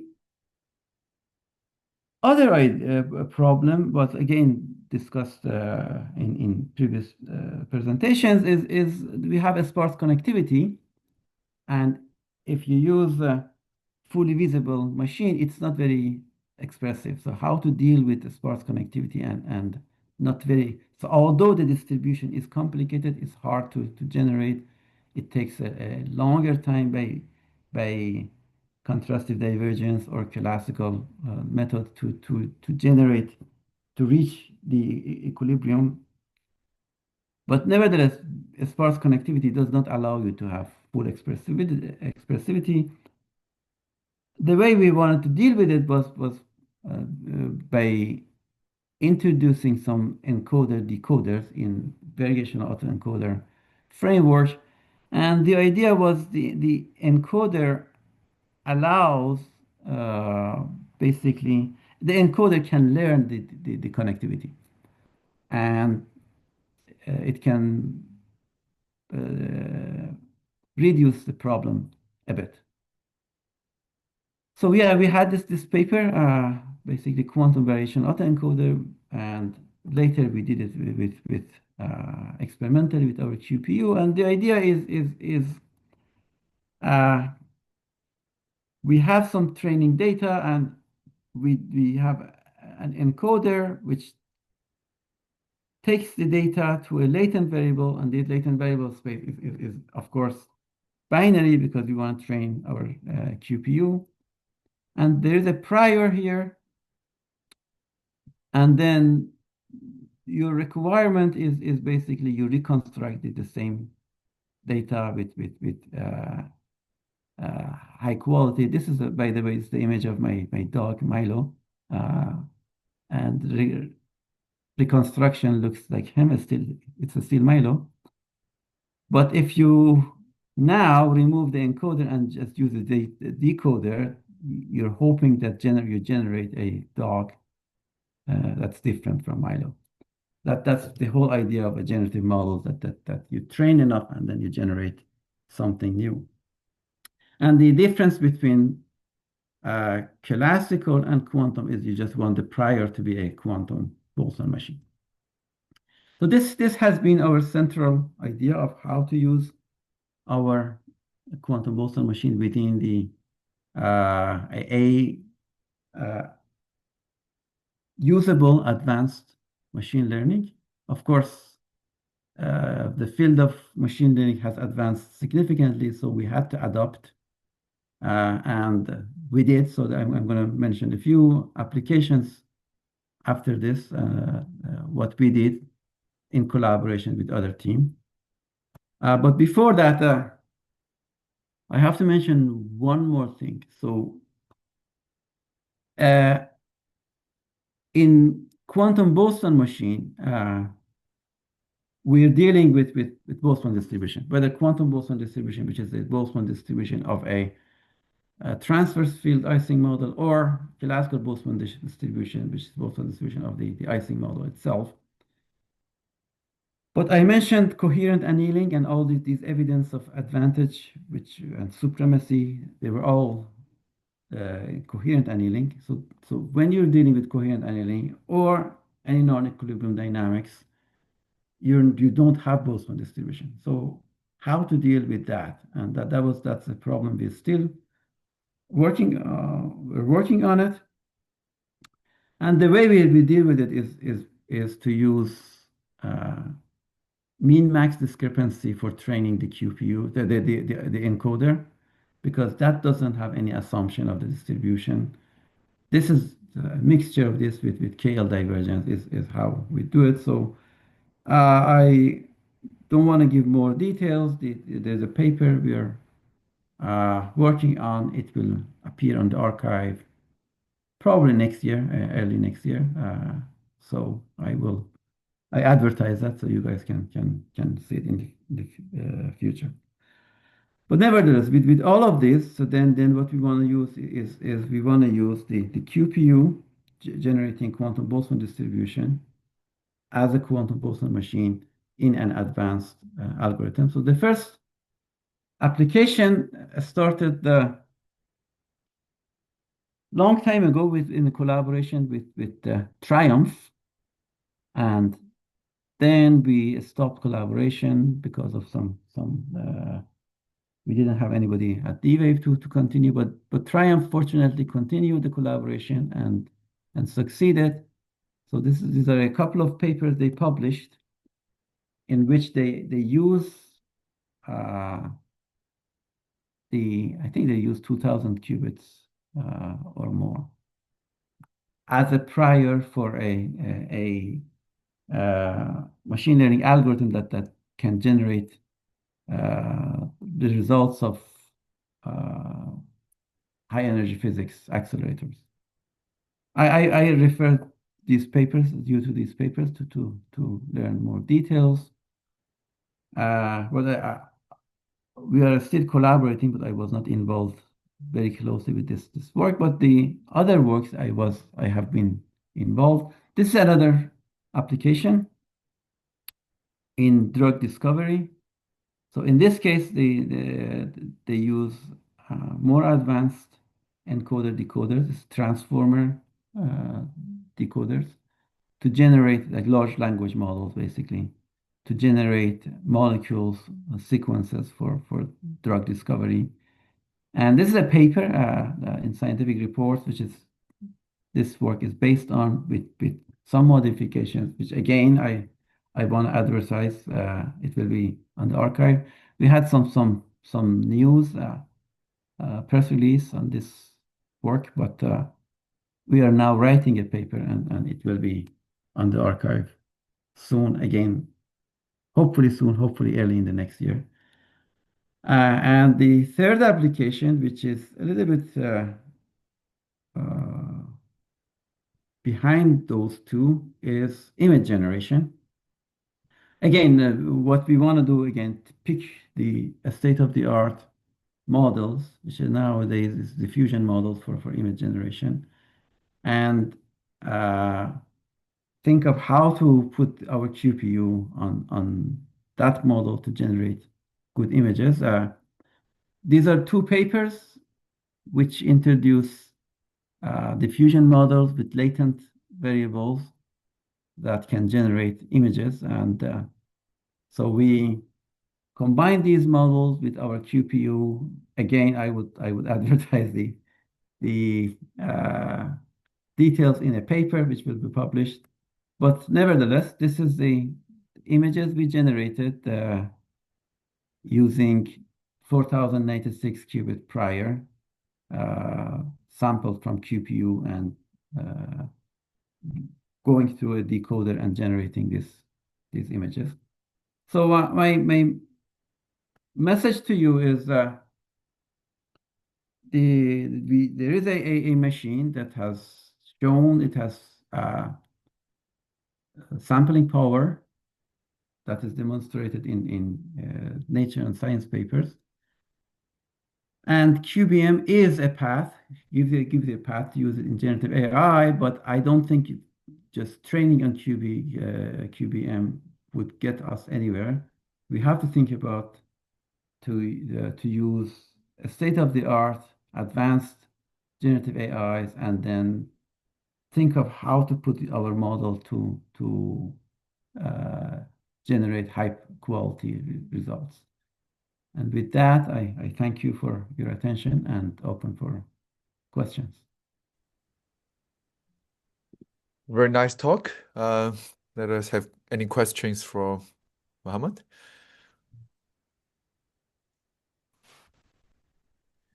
I have a question. Mohammad, this is Mark Wilde. Thanks so much for joining our workshop.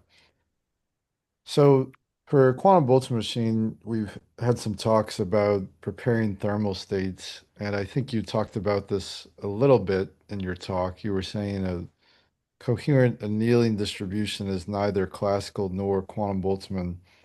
Can you speak to the ability of D-wave machines for this task of thermal state preparation? Are they suited for that? Can they accomplish this? Yes, yes. For thermals, so if you anneal slowly, you get something, you anneal very slowly, like something like 20 microseconds. You get something close to classical Boltzmann machine. If there are ways that you anneal slowly and quench. If you anneal slowly and quench earlier in the anneal, before the end of the anneal, where the transverse field is non-zero, you basically get closer and closer to quantum Boltzmann distribution. And yes, you can thermalize. What we are interested in is move more and more towards coherent regime, because we know that coherent regime can give you non-trivial distributions. But yeah, all of them I am very interested. Yeah. Is it clear whether you can achieve thermal states for Hamiltonians other than transverse field Ising model?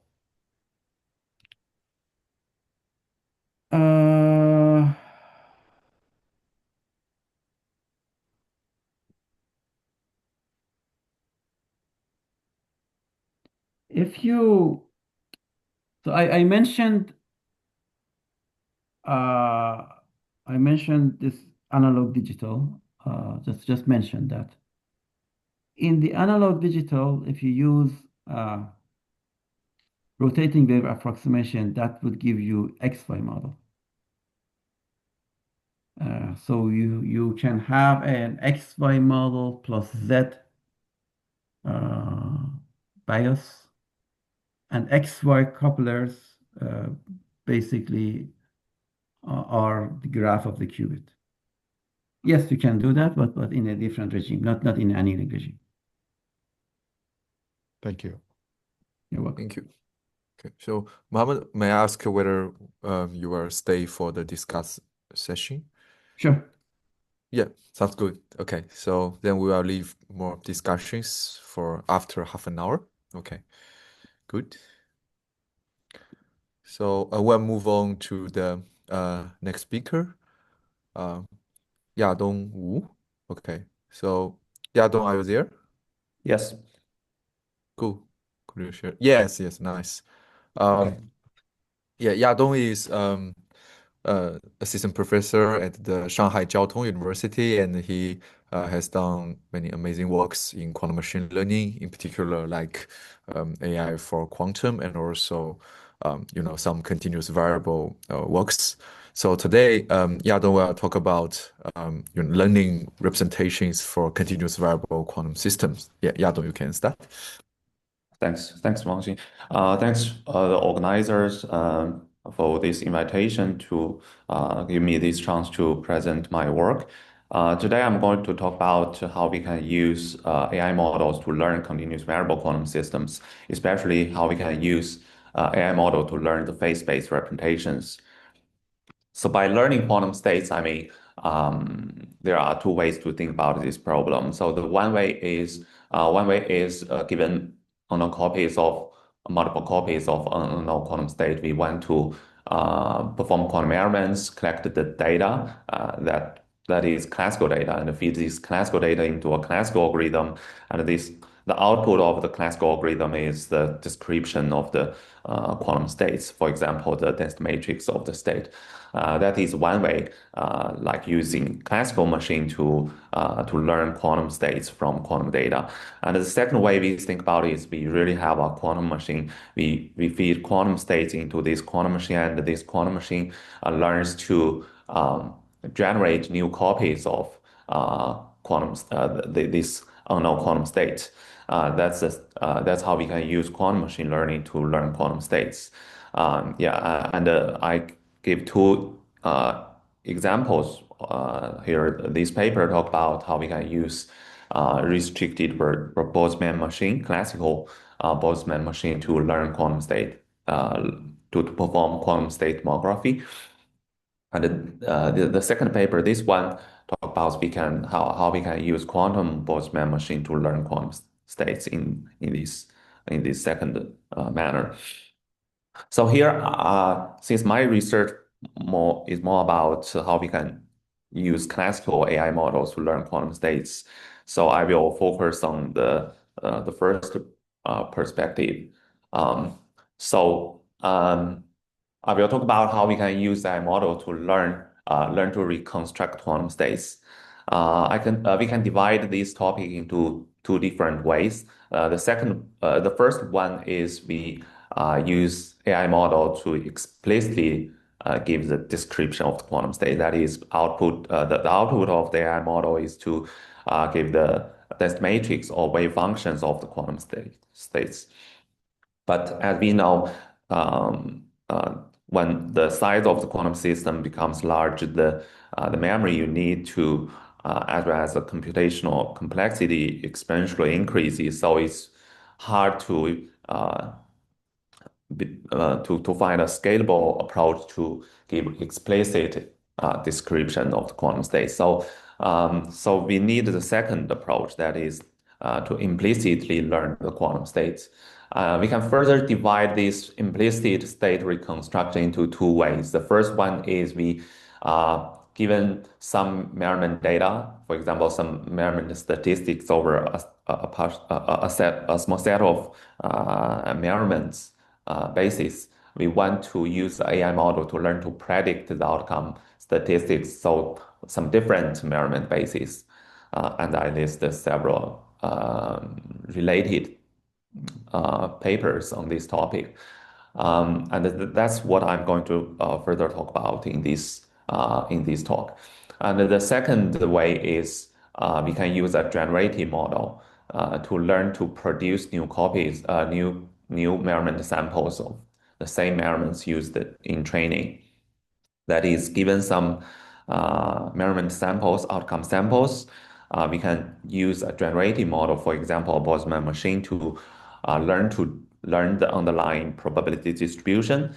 And after the training, you can you can emulate the behavior of the measurements on the same quantum state with the same measurement basis. You can use the generative model, generate new measurement samples, and use these new samples, you can calculate the property you aim to know.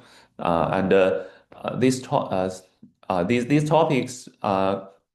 so we covered these topics in this recent review paper.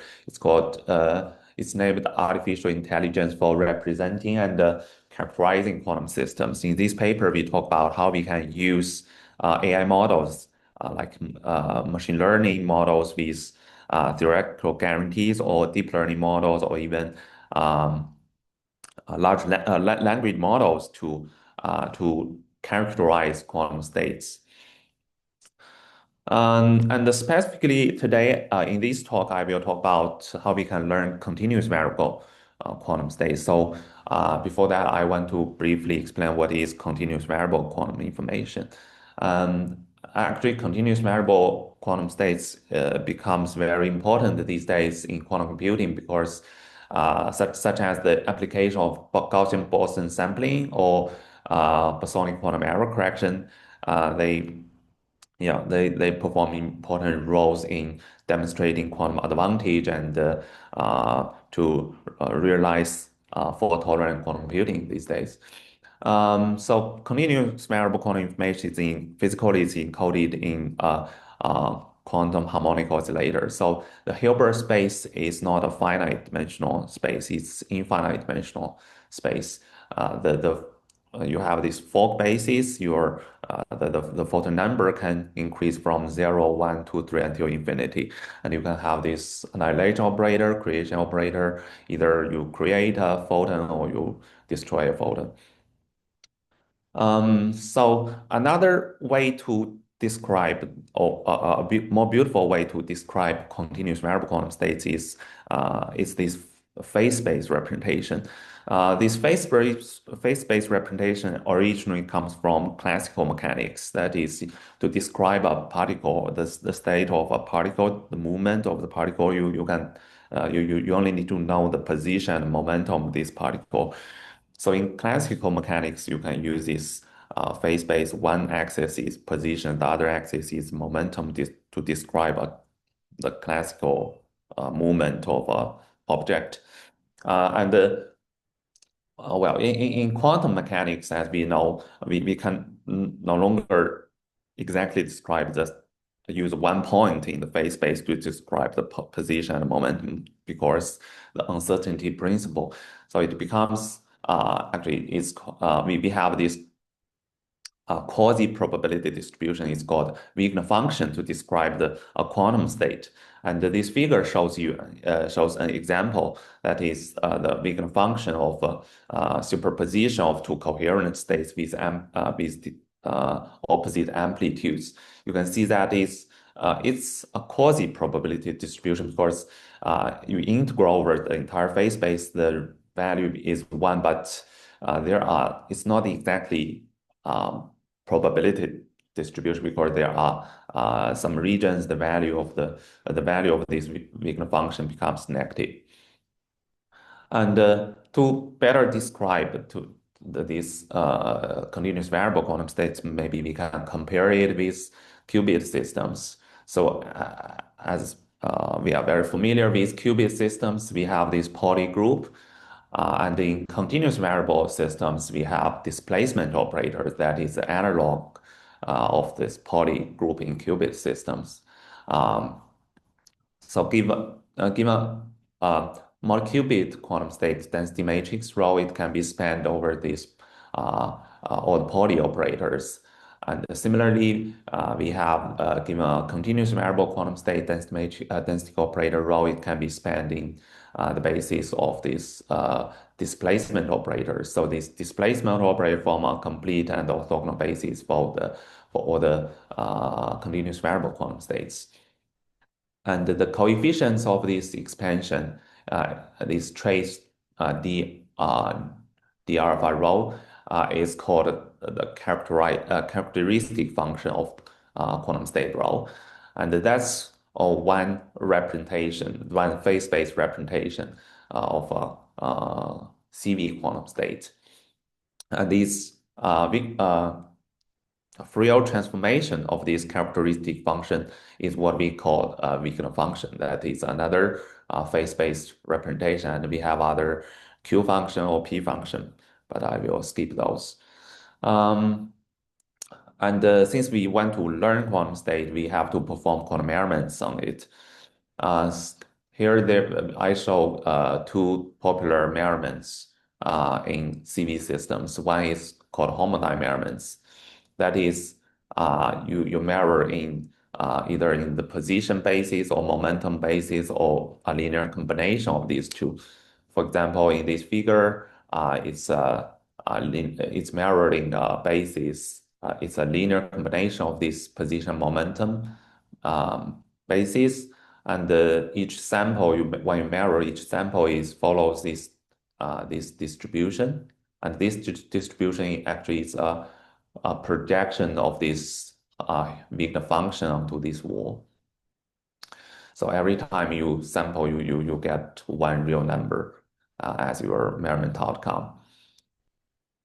And the second measurement is called a pointwise measurement of the Wigner function. That is, over this phase space, you pick one point, and you measure the Wigner function at that phase space point. Actually, this measurement can be experimentally realized by applying a displacement operator first, then measure the photon parity. That is, you measure the number of photons is even or odd, and you repeat multiple times. You get the you approximate the expectation value of this parity, photon parity. Yeah, then you can approximate get the value of the phase the Wigner function at that phase space point. That's two measurements we are going to use. And then the first question I'm going to talk about is we want to how we can estimate the characteristic function. That is, for any K-mode unknown CV state, how we can efficiently estimate the characteristic function values at a given set of phase space points. These phase space points can be arbitrary, so it doesn't have to be a specific set of phase space points. Given arbitrary M phase space point, how we can perform measurements to efficiently estimate the values of the characteristic function of the CV state at these M phase space points. And we can perform joint measurement. That is, we perform non-local measurements or entanglement measurements on multiple copies of the unknown state rho.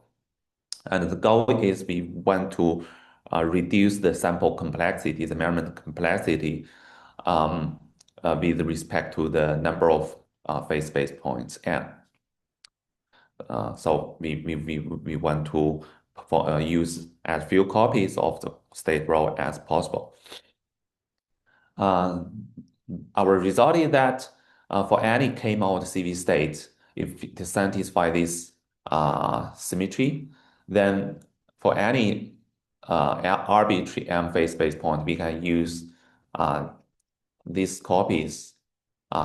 It's scaled as log M. So these log M copies of quantum states are enough for us to accurately estimate the characteristic function values at these M phase space points. And the measurement we require is a global quantum measurement, it's a non-local measurement.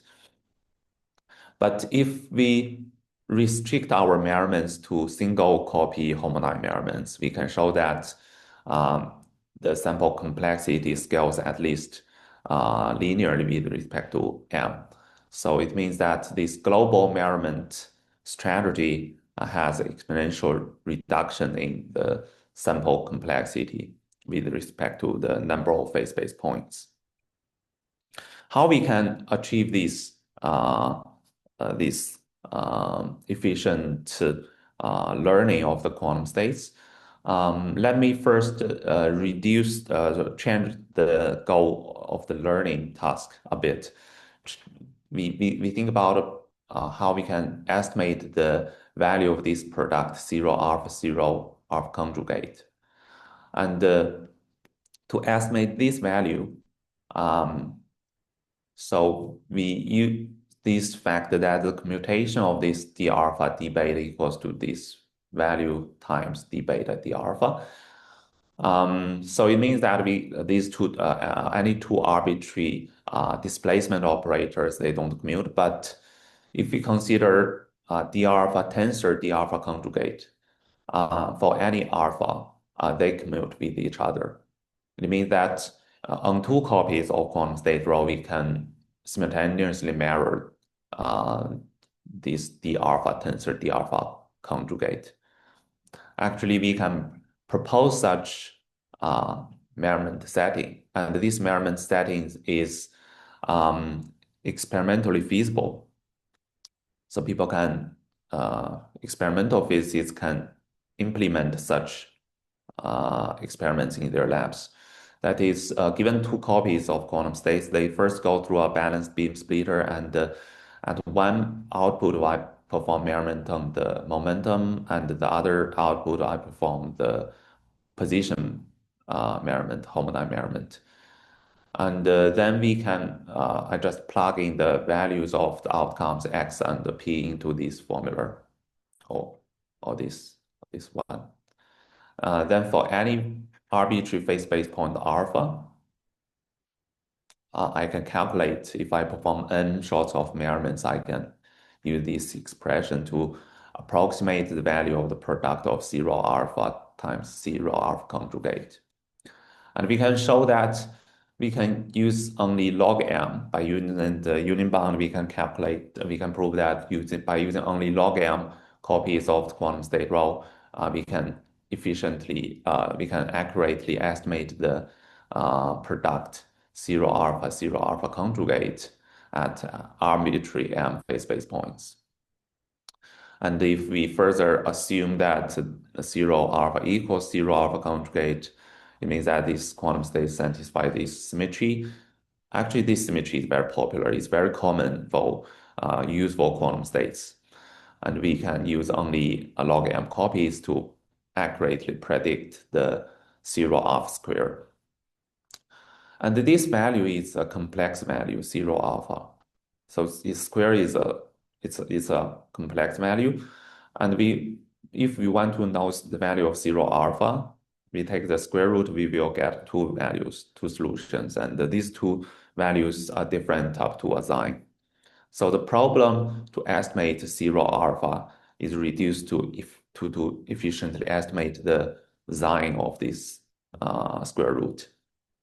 So we can prove the second lemma. That is, we can use only log m copies to correctly determine the sign of the 0 alpha. Then combine these two lemmas, you can prove the main result I presented before. Yeah, I will skip the details how I can prove this, the second lemma.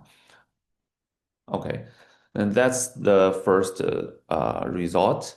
That is, we can use some statistical learning results. We can efficiently estimate the values of characteristic function at an arbitrary set of phase space points. And we do some numerical simulation to this figure in the left is an example. That is, we use this approach to estimate the real part of the characteristic function of a focus state. But the result shows that the reconstruction is not that good, because it didn't learn the smooth structure of the true distribution. So now we've changed our focus from this theoretically provable statistical learning approach to deep learning approach. And in deep learning, a very popular approach, which is called neural implicit representation. This approach is used to get super resolution reconstruction of 2D images. It's a very successful AI models people use to reconstruct to get super resolution 2D images from, for example, from the flower, this low resolution flower picture. You can reconstruct these high resolution images. And we want to use this approach, apply this approach to our reconstruction of the phase-space representation of CV states. That is, given this low resolution measurement data, that is, we measure at fewer phase-space points, but we feed this data into a neural network model. It can help us to reconstruct a high resolution phase-space representation. That is, we get more values of the beacon function or characteristic function at more dense phase-space points. How we can achieve this goal? So imagine we only have this 15 by 15 phase space point, the value of measurements at these 15 by 15 phase space points. We aim to use these low resolution images to reconstruct high resolution beacon function. Since we know the neural network model can do this interpolation, that is, use low resolution images to reconstruct high resolution images.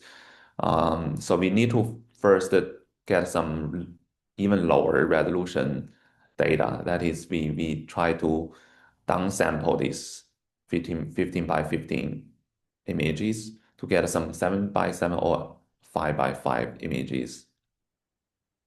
Then we train our neural network to optimize the neural network parameters such that it can use this even lower representation resolution images to reconstruct the 15 by 15 images. That is, we reduce the difference between our prediction on these 15 by 15 grids with respect to the input data. And after training is done, we can use this.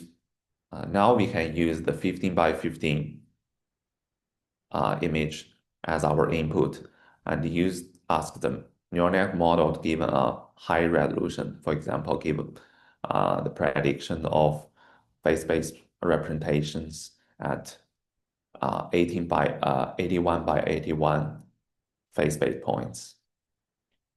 And to assess how the performance of this AI model, we calculated the overlap of our predictions and the ground truth. This slide shows some results. We use the real experimental data from this Nature paper. So this paper, this data is the experimental measurement of the beacon function of a GKP state. It's 81 by 81, and the left figure, upper left figure, is the data set of 27 by 27. That is the input of our neural network model. And this one, This one shows our reconstruction. This is the reconstruction by our neural network model. You can see that it's very close to the ground truth. The fidelity is even higher than 0.99. And as a benchmark, we plot the results using this bilinear interpolation. And our results is much better than this interpolation approach. And of course, we care about the the complexity of this approach. We care about when the size of the quantum system increase, how the sample complexity or measurement complexity scales with respect to the dimension of the Hilbert space. So this figure shows this scaling result. When we increase the size of the quantum system by changing some physical parameters, then the dimension, the truncated dimension, becomes larger and larger. And we do some numerical simulation to calculate how many data points we need for our AI model, machine learning, deep learning model to achieve reconstruction fidelity larger than 0.99. And these points are the what we get. We consider both the ideal case, that is the GKB state doesn't have any noise, it's ideal GKB state, or we add some photon loss error, that is the GKB state is not a pure state, it becomes a mixed state. And the result is the number of measurement data points required by our algorithm is much lower than d squared. So for pure state case, it scales roughly d to the power of 0.7. And when we increase, add some photon loss error, the scaling becomes even better. And you can see from the right-hand side, this figure compare this scaling with respect to the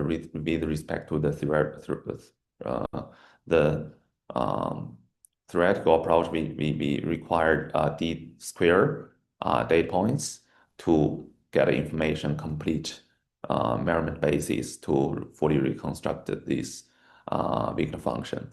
But our approach scales much slower than d squared. And we also care about the how many shots for each data point, how many shots we perform to get accurate prediction or accurate reconstruction. Here we fix the number of data points and change the number of shots for each data point and see how the fidelity increase with respect to the number of shots. And we also compare our approach with maximum likelihood estimation. We compare the time required to get a good reconstruction. The result shows that our approach is much faster. Actually, the entire training time takes only 28 seconds to get a fidelity above 0.99. But for using the same amount of input data, maximum likelihood is very slow and didn't get good optimization result. Yeah, that's all for my talk, and thanks to my collaborators, including Julio, Yan at Hong Kong University, Nana at the Semi University SB, and Yuxuan at Nanyang Technological University, and my student, Xinyu. Thanks. Very nice talk. Any questions for Yadong? Yeah, I would like to ask one. So, from like your methods of applying machine learning to predict these CV systems, can you observe that kind of behavior that like more non-Gaussian operations there, the prediction becomes more difficult? Yeah, yes, that's a very good question, actually. Yeah, you can imagine if the state we aim to reconstruct is a Gaussian state, it's much easier for AI model to learn it because it's very simple. It's just determined by very few parameters, right? But to learn highly non-Gaussian, for example, in our case, we also test some for GKP state, it's kind of like superposition of multiple Gaussian states. If you look at the wave function, it's just multiple Gaussian peaks superpositioned together. But if you consider some more random quantum states, like some random combination, the superposition of different Fock states, and we find it's much harder for our algorithm to get a good prediction accuracy. It means that, yeah, in some sense, yes, if we consider more Gaussian, non-Gaussian states, it becomes even harder for us to give good prediction. So yeah, I have just the insight like previously people develop classical simulation methods, right, for different considering different results, right, entanglement, magic, and these kind of things. So I'm just want to ask your opinion, like, can we like for systems with which like AI more difficult to learn or predict is kind of more magic, right? It's kind of a more unified way considering AI methods. Right. So magic is, I think, is more usually used to describe the difficulty to simulate a quantum system. Yes. The simulation and learning are two different stories. Yes. Um, yeah, you can. I think you can find some cases simulation is hard, but learning maybe not, maybe I easy. see. But yeah, but yeah, I think it depends on the case. They are two Okay. different stories. Yeah. And in your methods, kind of what kind of resource added more, then learning becomes more difficult? Well, I didn't study theory Uh, seriously, consider this problem, but okay. I said I think for more non-Gaussian states, it's more difficult to learn. I see. Yeah, that's interesting. Okay, good. Any other questions for Yadong? Okay, so if not, we will move on to the discuss session. So I think we just follow what last session. So we just uh go still the same order. Okay, so first is the first speaker today is Masahito Hayashi. So any more questions for Masahito? I have some questions. Yeah, Are you sure. there? Are you there, Masahito? Yes. Thank you. Thanks again for your talk. So we saw in the talk of Adit that PET's recovery map appeared. So is there scope for the PET's recovery map playing a role in what you were doing and possibly in some eventual fully quantum generalization? And also, given your experience in information theory, other divergences besides the standard relative entropy, could these be helpful or play any role?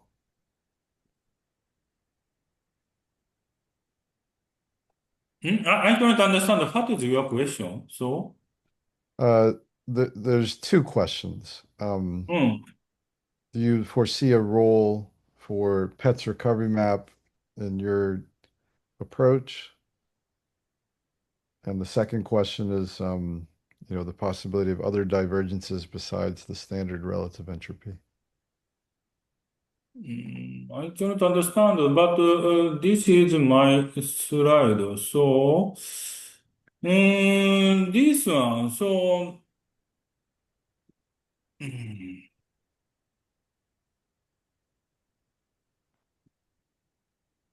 Pitts recovery map means that the no real entropy this is Kerr divergence, quantum real entropy for the full system.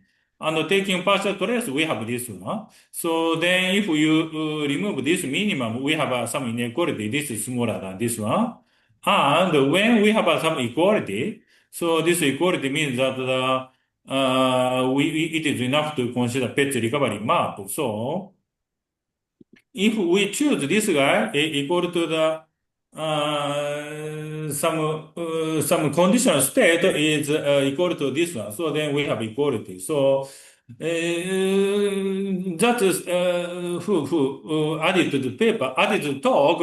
He discussed the relative monotonicity to discussing this one and achievability to show that this equality. He considered that pet recovery map, but in the CQ case, this is not so difficult. We can automatically show on this one. So, considering that that's case, special case on a conditional state equal to this guy, so then we have this equality. So, but in the QQ case, the equality showing the slightly difficult. Maybe we need to consider pet recovery map, I think. So this is answer. I didn't understand your question so well. That was the question. The second question was, throughout your talk, you're using the standard relative entropy, which is, of course, a very nice function with wonderful properties. But there's a question, if we use other divergences, for example, there's Bolovkin-Stashevsky, which is one that's emerged recently. Would that be useful? Can you foresee any use for that divergence measure in this context? Maybe no, because in order to make this one, we need to carefully consider some information geometry. So, in order to make information geometry, this one has some torsion-free condition. Of course, we have several kind of quantum divergence. So, not only this one, also Belafkin one, and also some other things related to the how to say. SLD. Using the SLD, we can define another kind of divergence. But this one does not satisfy the torsion free. Torsion free means that the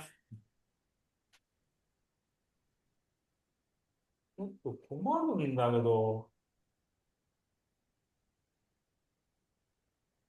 So torsion free means that this one comes from that potential function. So if we usually this kind of the divergence came from the yes, this one.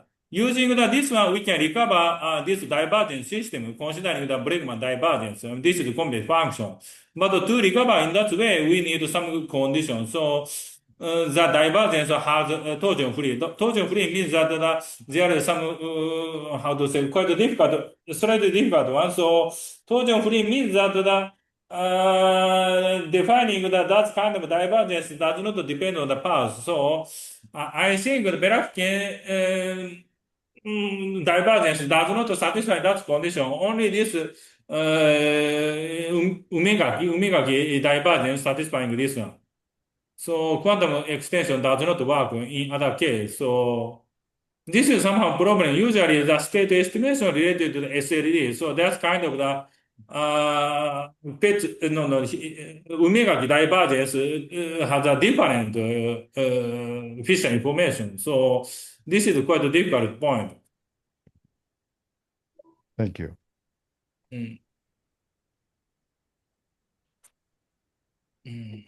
Good. Any more questions for Masahito?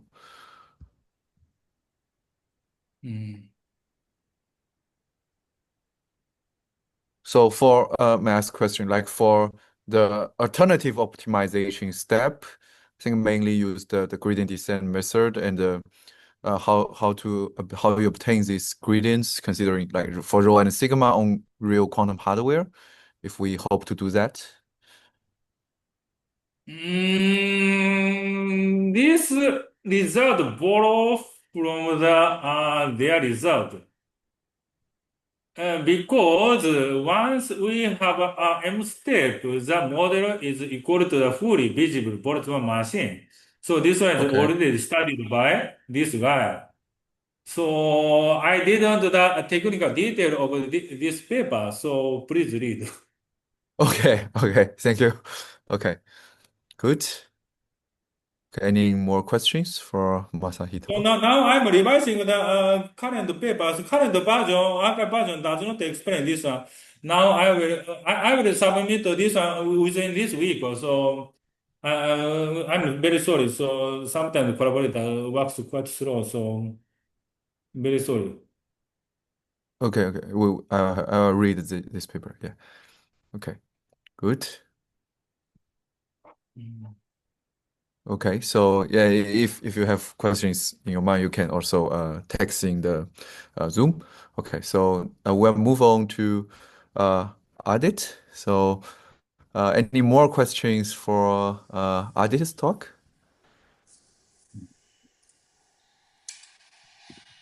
I have a question. Thanks, Yeah, Adit, for joining us. That was a very nice talk. It would be great to thank you so get much. your slides. We'll email about that.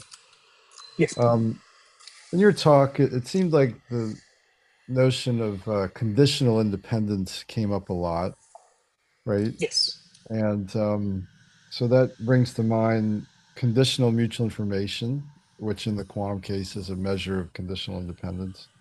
yes. Um, have you seen analysis been done with conditional mutual information? And that also we know well in the quantum case connects to Pet's recovery map. Could you make any comments along those lines?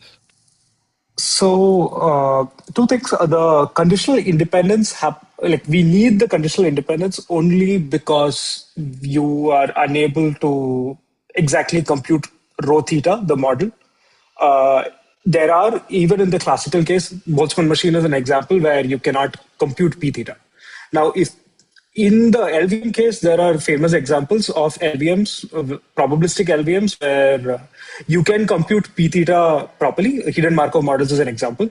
And Gaussian mixture models and a lot of other models where you can actually compute p theta exactly.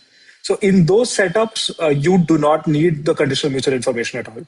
The problem here in the Boltzmann machine setup is that you're stuck not able to compute the M-step update. And for that gradient update, you need to do something. This is why you have to start working with contrastive divergence and or a little bit of sampling black magic. That is one point. The second point is that no, and while I was revising this draft, I realized that we should be able to maybe start looking at something like a Holevo bound or something to see, okay, where is this lift coming from? So is that the kind of thing, kind of question, answer you were looking for?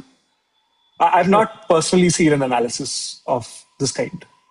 Okay. The closest I found was, if you have a classical quantum state in error correction, you have the Holevo bound. And here in this setup, you are not really measuring the latent variable at all. Okay. I have other questions. Would Please. you mind to bring up your slides? Oh, yeah, sure. 1 second. Let me do this desktop. Okay, you should be able to see my slides. Thanks. So can you go to the slide where you were talking about saturation of data processing at a partial trace Yes. Let for me. quantum? Yes. Somewhere here. So you wanted this, right? I mean, this is none of our work, Specifically of with course. partial trace. This is stuff I learned from your textbook. Oh, okay. Yeah, thanks. So, yeah, I think you were looking for, yeah, this should be it. Yeah, so I was just wondering, like, you made a comment like it's possible in the classical case to saturate the inequality, but in the quantum case, it's well known that you cannot.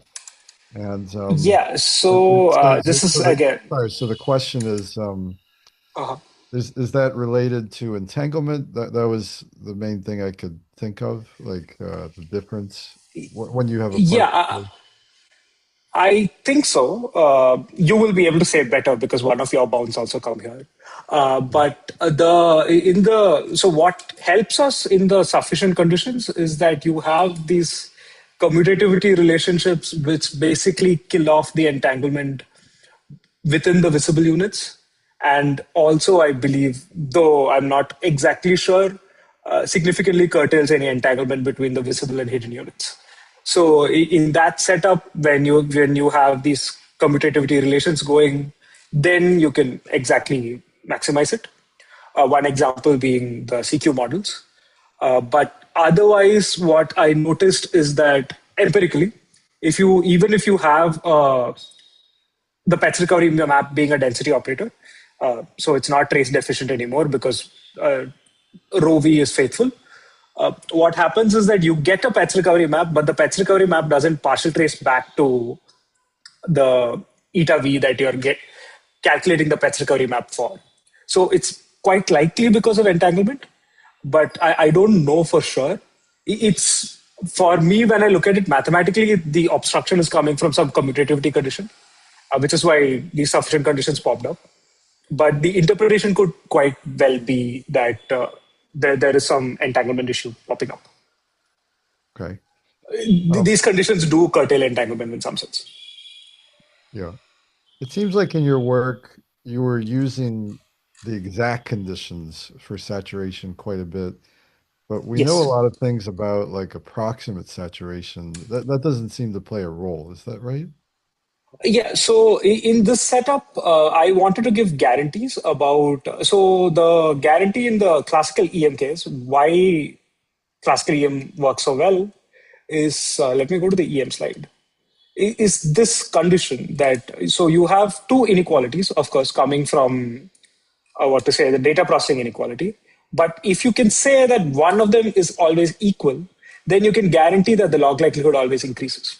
So why we focused on complete saturation is so that I can give you this theoretical guarantee that whatever you do, even though it's a two-step iterative process and I'm not directly maximizing the gradient, I am still monotonic in the log likelihood. So even though I'm using surrogate functions, I can guarantee monotonicity in the actual function. Now it's, I think, worth looking at what happens if you start looking at approximate saturation. But in this work, we just focused on this. Okay. And the reason we focused on it was just this, getting this theoretical guarantee. Okay. Actually, I have more questions if others does anyone else have a question they would like to ask of Adit? I have one question, still continuing my old question. So you mentioned you basically use in the sampling, you mentioned sampling Yes. with 10,000 variables. Yeah. And you use basically this formula, which Yes. basically clamping some of the variables and then calculating the distribution of the other variables. But we know quantum mechanically clamping doesn't give you conditional distribution. So Yeah, so here it is a classical quantum setup. So you have the model is not a general QBM. You have a QBM that satisfies this setup in the sense that transverse fields are switched off for the visible units. So if you clamp the visible setup, you have exactly what you want. So So you only even the have patch recovery map is exact. Like you get exactly what you want here. It's slightly iffy. You're right in pointing out that the reverse is also slightly iffy. So how do you clamp the hidden units when the hidden setup is quantum? And what we do here is that we take the sample from the z direction. So we sample around sigma z and then feed it back to, you can show that if you have samples from the sigma z direction,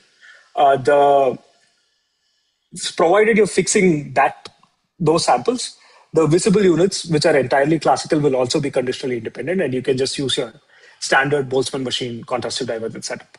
It is approximate. It probably, I don't think there are good guarantees for convergence, for contrastive divergence, even in the classical case. So I don't think there's much hope for trying to prove anything.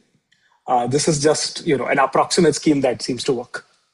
Yeah, even if diverges, I don't think so. The hope is quantum Boltzmann machine uses entanglement to Yeah. generate non-trivial distributions. I don't think you can ever get this entanglement this way. This always gives a classical distribution different from classical Boltzmann machine. So I believe what is happening is that the hidden units are quantum, and we are kind of approximating how we are training the hidden units. But you still seem to be doing significantly better. Again, like this needs to be analyzed better, right? The contrastive divergence literature definitely needs to be analyzed better. But what we're seeing is that if you now randomly initialize across points for classical distributions, it simply is not doing as well as expected. And whatever this new update rule so in the classical case, you're not going to get DJs. You're not going to get BJ effectives. You're just going to get tan of BJ effectives. And these DJs have these gamma I terms coming as square root of BJ effective square plus gamma I squares. So whatever is happening here seems to be giving you some advantage, whether that is truly quantum, whether that is entanglement related, or whatever it is needs to be studied better. Yeah, it's very interesting, but we need to understand what's going on, why you get better. Because I think you're comparing two classical models with each other. So if you had like a truly quantum model that you can train at this scale, it's quite possible, even though I have no proof or anything, that it'll do better than this also. Right? But then, like, this is all I can compute right now because we don't have devices that large. And maybe if you have devices that are like, we could probably look at, a smaller scale experiment where you have the devices, where I have this code, and then we could start comparing it, and we could do something about that too. Definitely. Very interesting. Thank you very much. Thank you so much. I have another question for Adit. Yeah, sure. In your simulations, could you tell us, I don't know if you commented on like number of qubits? Yeah, so I can tell you with each experiment. So this one, Iw-Qbms on the N-list, would have, I think, 7, 8, 28, it's just napkin math, but roughly 6,000 qubits in each layer, as in 6,000 visible bits, which is completely probabilistic, 6,000 qubits in the middle layer, and 6,000 units in the second hidden layer, which is also completely probabilistic. So let's say roughly 12,000 visible bits, probabilistic bits, and 6,000 qubits on this experiment. I think I have a very basic question. I'm going to interrupt you. So you say 6,000 qubits. Yeah. How are you simulating that? It seems like you would need, with so many qubits, a quantum computer. I don't understand how you simulate that classically. So what happens here is that if you have a setup like this, let's just take an RBM, for example. If you have the Hamiltonian in this form, and you're willing to fix the visible bits, you can write the Hamiltonian. So at that point, this becomes a block diagonal Hamiltonian. And for each visible bit, you can now start looking at a conditional distribution or conditional density operator for the visible unit because it's a block diagonal. And so you pick that block, and each block can be written as a Kronecker sum of 2 cross 2 matrices. So instead of dealing with a 2 raised to n times 2 raised to n hidden density operator, I can now deal with n 2 cross 2 density operators because they're conditionally independent for each visible sample. And then I can, n 2 cross 2 matrices are easy to solve. However, 2 raised to n times 2 raised to n, if you have like a very large n, is very difficult to solve. This is exactly what happens in the classical case, in the sense that a probability distribution for 2 raised to n is very difficult to compute. But what happens is that you have a conditional independence condition playing out because of the restricted structure. And because of that, now you can sample from n bits instead of 1 2 raised to n cross 2, 1 2 raised to n sample. This leads to another question. Because you can do a simulation with so many qubits, what do you envision you would actually use a quantum computer for? Like, if you already get 6,000 qubits with this approach, like what should we hope that quantum would offer But here? Mark, this was exactly my question. So Okay. this does not give you entanglement. This is like basically you always have a separable distribution. So I agree that there is no entanglement between the visible and hidden units. At least what a numerical simulation seems to indicate is that if you're having just, if you are willing, if you're training just classical data, all you really need is, if you want this quantum lift for classical data without any pre-processing. So I have seen papers where you now take classical data and now artificially put it up as a quantum pure state or something like that. But if you're just training raw classical data as you would train in like classical ML, then the advantage in modeling might come from having latents that are quantum instead of having. It's quite possible that if you have entanglement elsewhere, it might give you a better lift, but that's harder, clearly. And especially, I would also point out to Nathan's talk yesterday, where he was talking about how, that interaction term is really the problem if you want to now start training large models. And independently, I think everyone is somehow converging to the idea, if you look at Maria's work, Professor Hayashi's work, all of that you have essentially, if you want to work with something like this and classical data, it might be better to look at classical quantum states, where your latents are quantum and your visibles are classical. Obviously, all bets are off if you have quantum data or something like that. Yeah, but it seems like with what you're doing, it's become too classical, where you've shown us what can be done without a quantum computer. And so Yes. it would be interesting maybe in future work or in your paper to outline what you would try to use, like if in principle you had a fault tolerant quantum computer, how you would make use of it with QBMs. Yeah, sure. Yeah, I do not have an answer right now for that question. So the setup that I was given was, okay, make this somehow work on classical data. So the challenge here was essentially very similar to whatever challenges that were available in the Boltzmann machine literature in the past. And the solutions there was this. Now, I completely agree that we are now, by taking these CQ states, you're essentially sacrificing a lot of entanglement. But if entanglement is giving you so much trouble in terms of barren plateau and whatnot, maybe, just for classical data, at least, this might be an approach to use, temporarily at least, until we solve the other problems. Okay. I have another question. At some point, when you were talking about the simulations, you mentioned, and I think the question's related to what I've been asking about, but it's just to clarify. You talked about computing the PET's recovery map. What is precisely meant by that?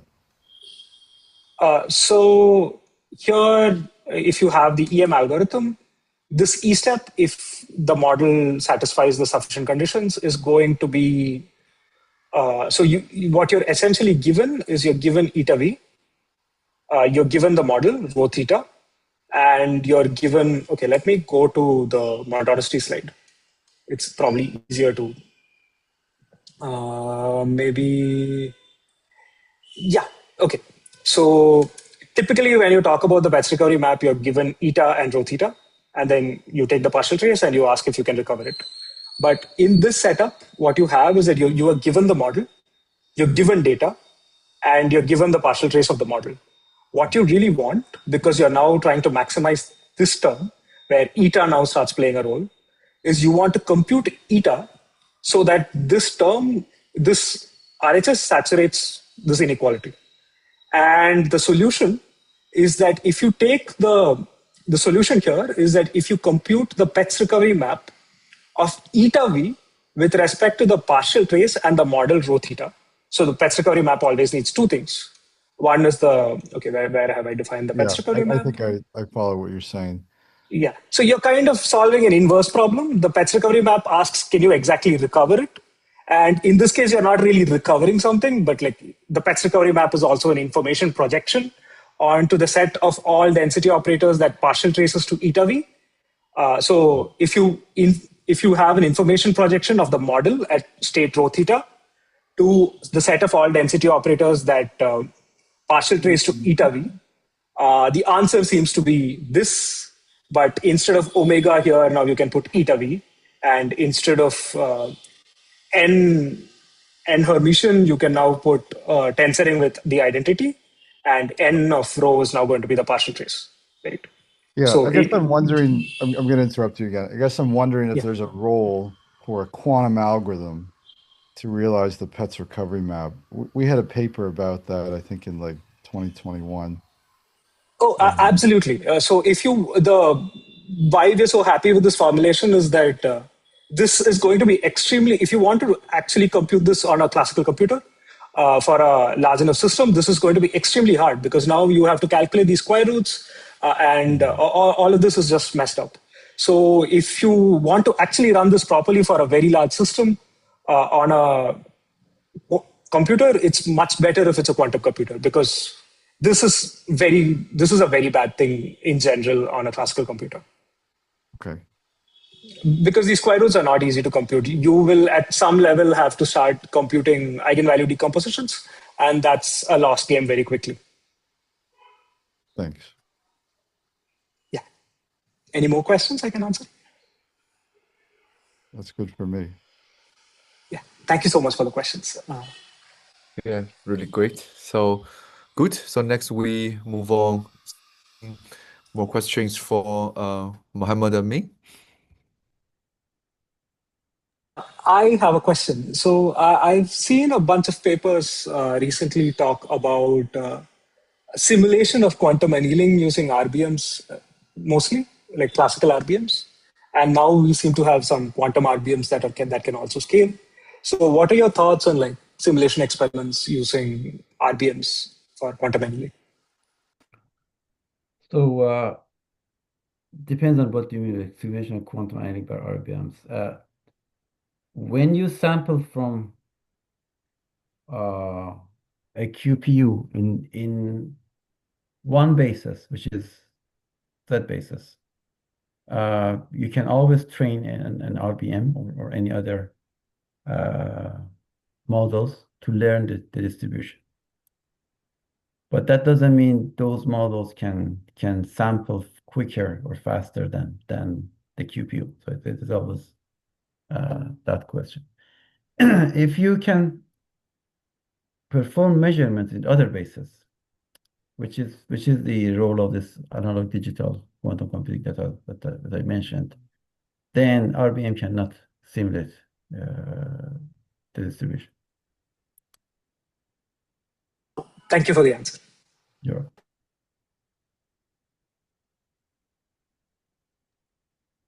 I have a question. In your talk, you mentioned several models for generative modeling, and one of which is diffusion models, and I'll just express my ignorance. Is there a quantum variant of diffusion model that has been proposed? And if not, is that an interesting direction to pursue? There have been some papers pursuing that. That was our original idea, but to do quantum diffusion. Mm-hmm. But we did something else. I don't want to spoil the paper that want to come out. Oh, there's but a paper coming out. Okay. yeah. But yeah, there could be quantum diffusion as well. I would encourage you to think about it. Okay. Thank you.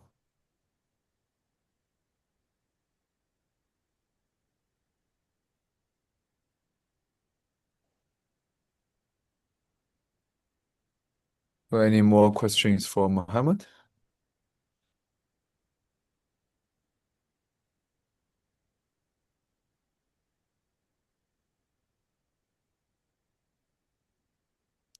Very good. Maybe it's already too late. Okay. Also, any more questions for Yadong? Is Yadong still there?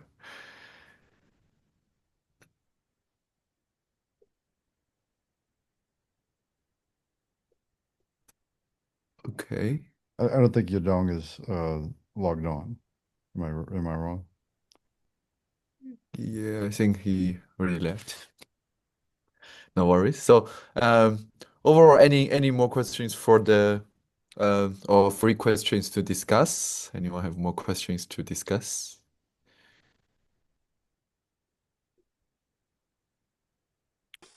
I'll just add that I just got an email that the abstract, the archive, new version of the archive is just in. So I'll just drop a link in the chat. Thank It you. just got released. Thank you. Yeah. So, but the code give us some time to document it better. So by 2026, early by January, basically. But This the is a link to the code version is 2. yeah. This is version 2. I see. Okay. Yeah. Okay. So good. So if no more questions, I think we let us thank all the speakers today. Okay, thank all the speakers today, and I think we are going to close this session and have a 9 hour break and resume like hope looking forward to the next session. Okay, good. So that's all. Thank you all for the attention. Yeah.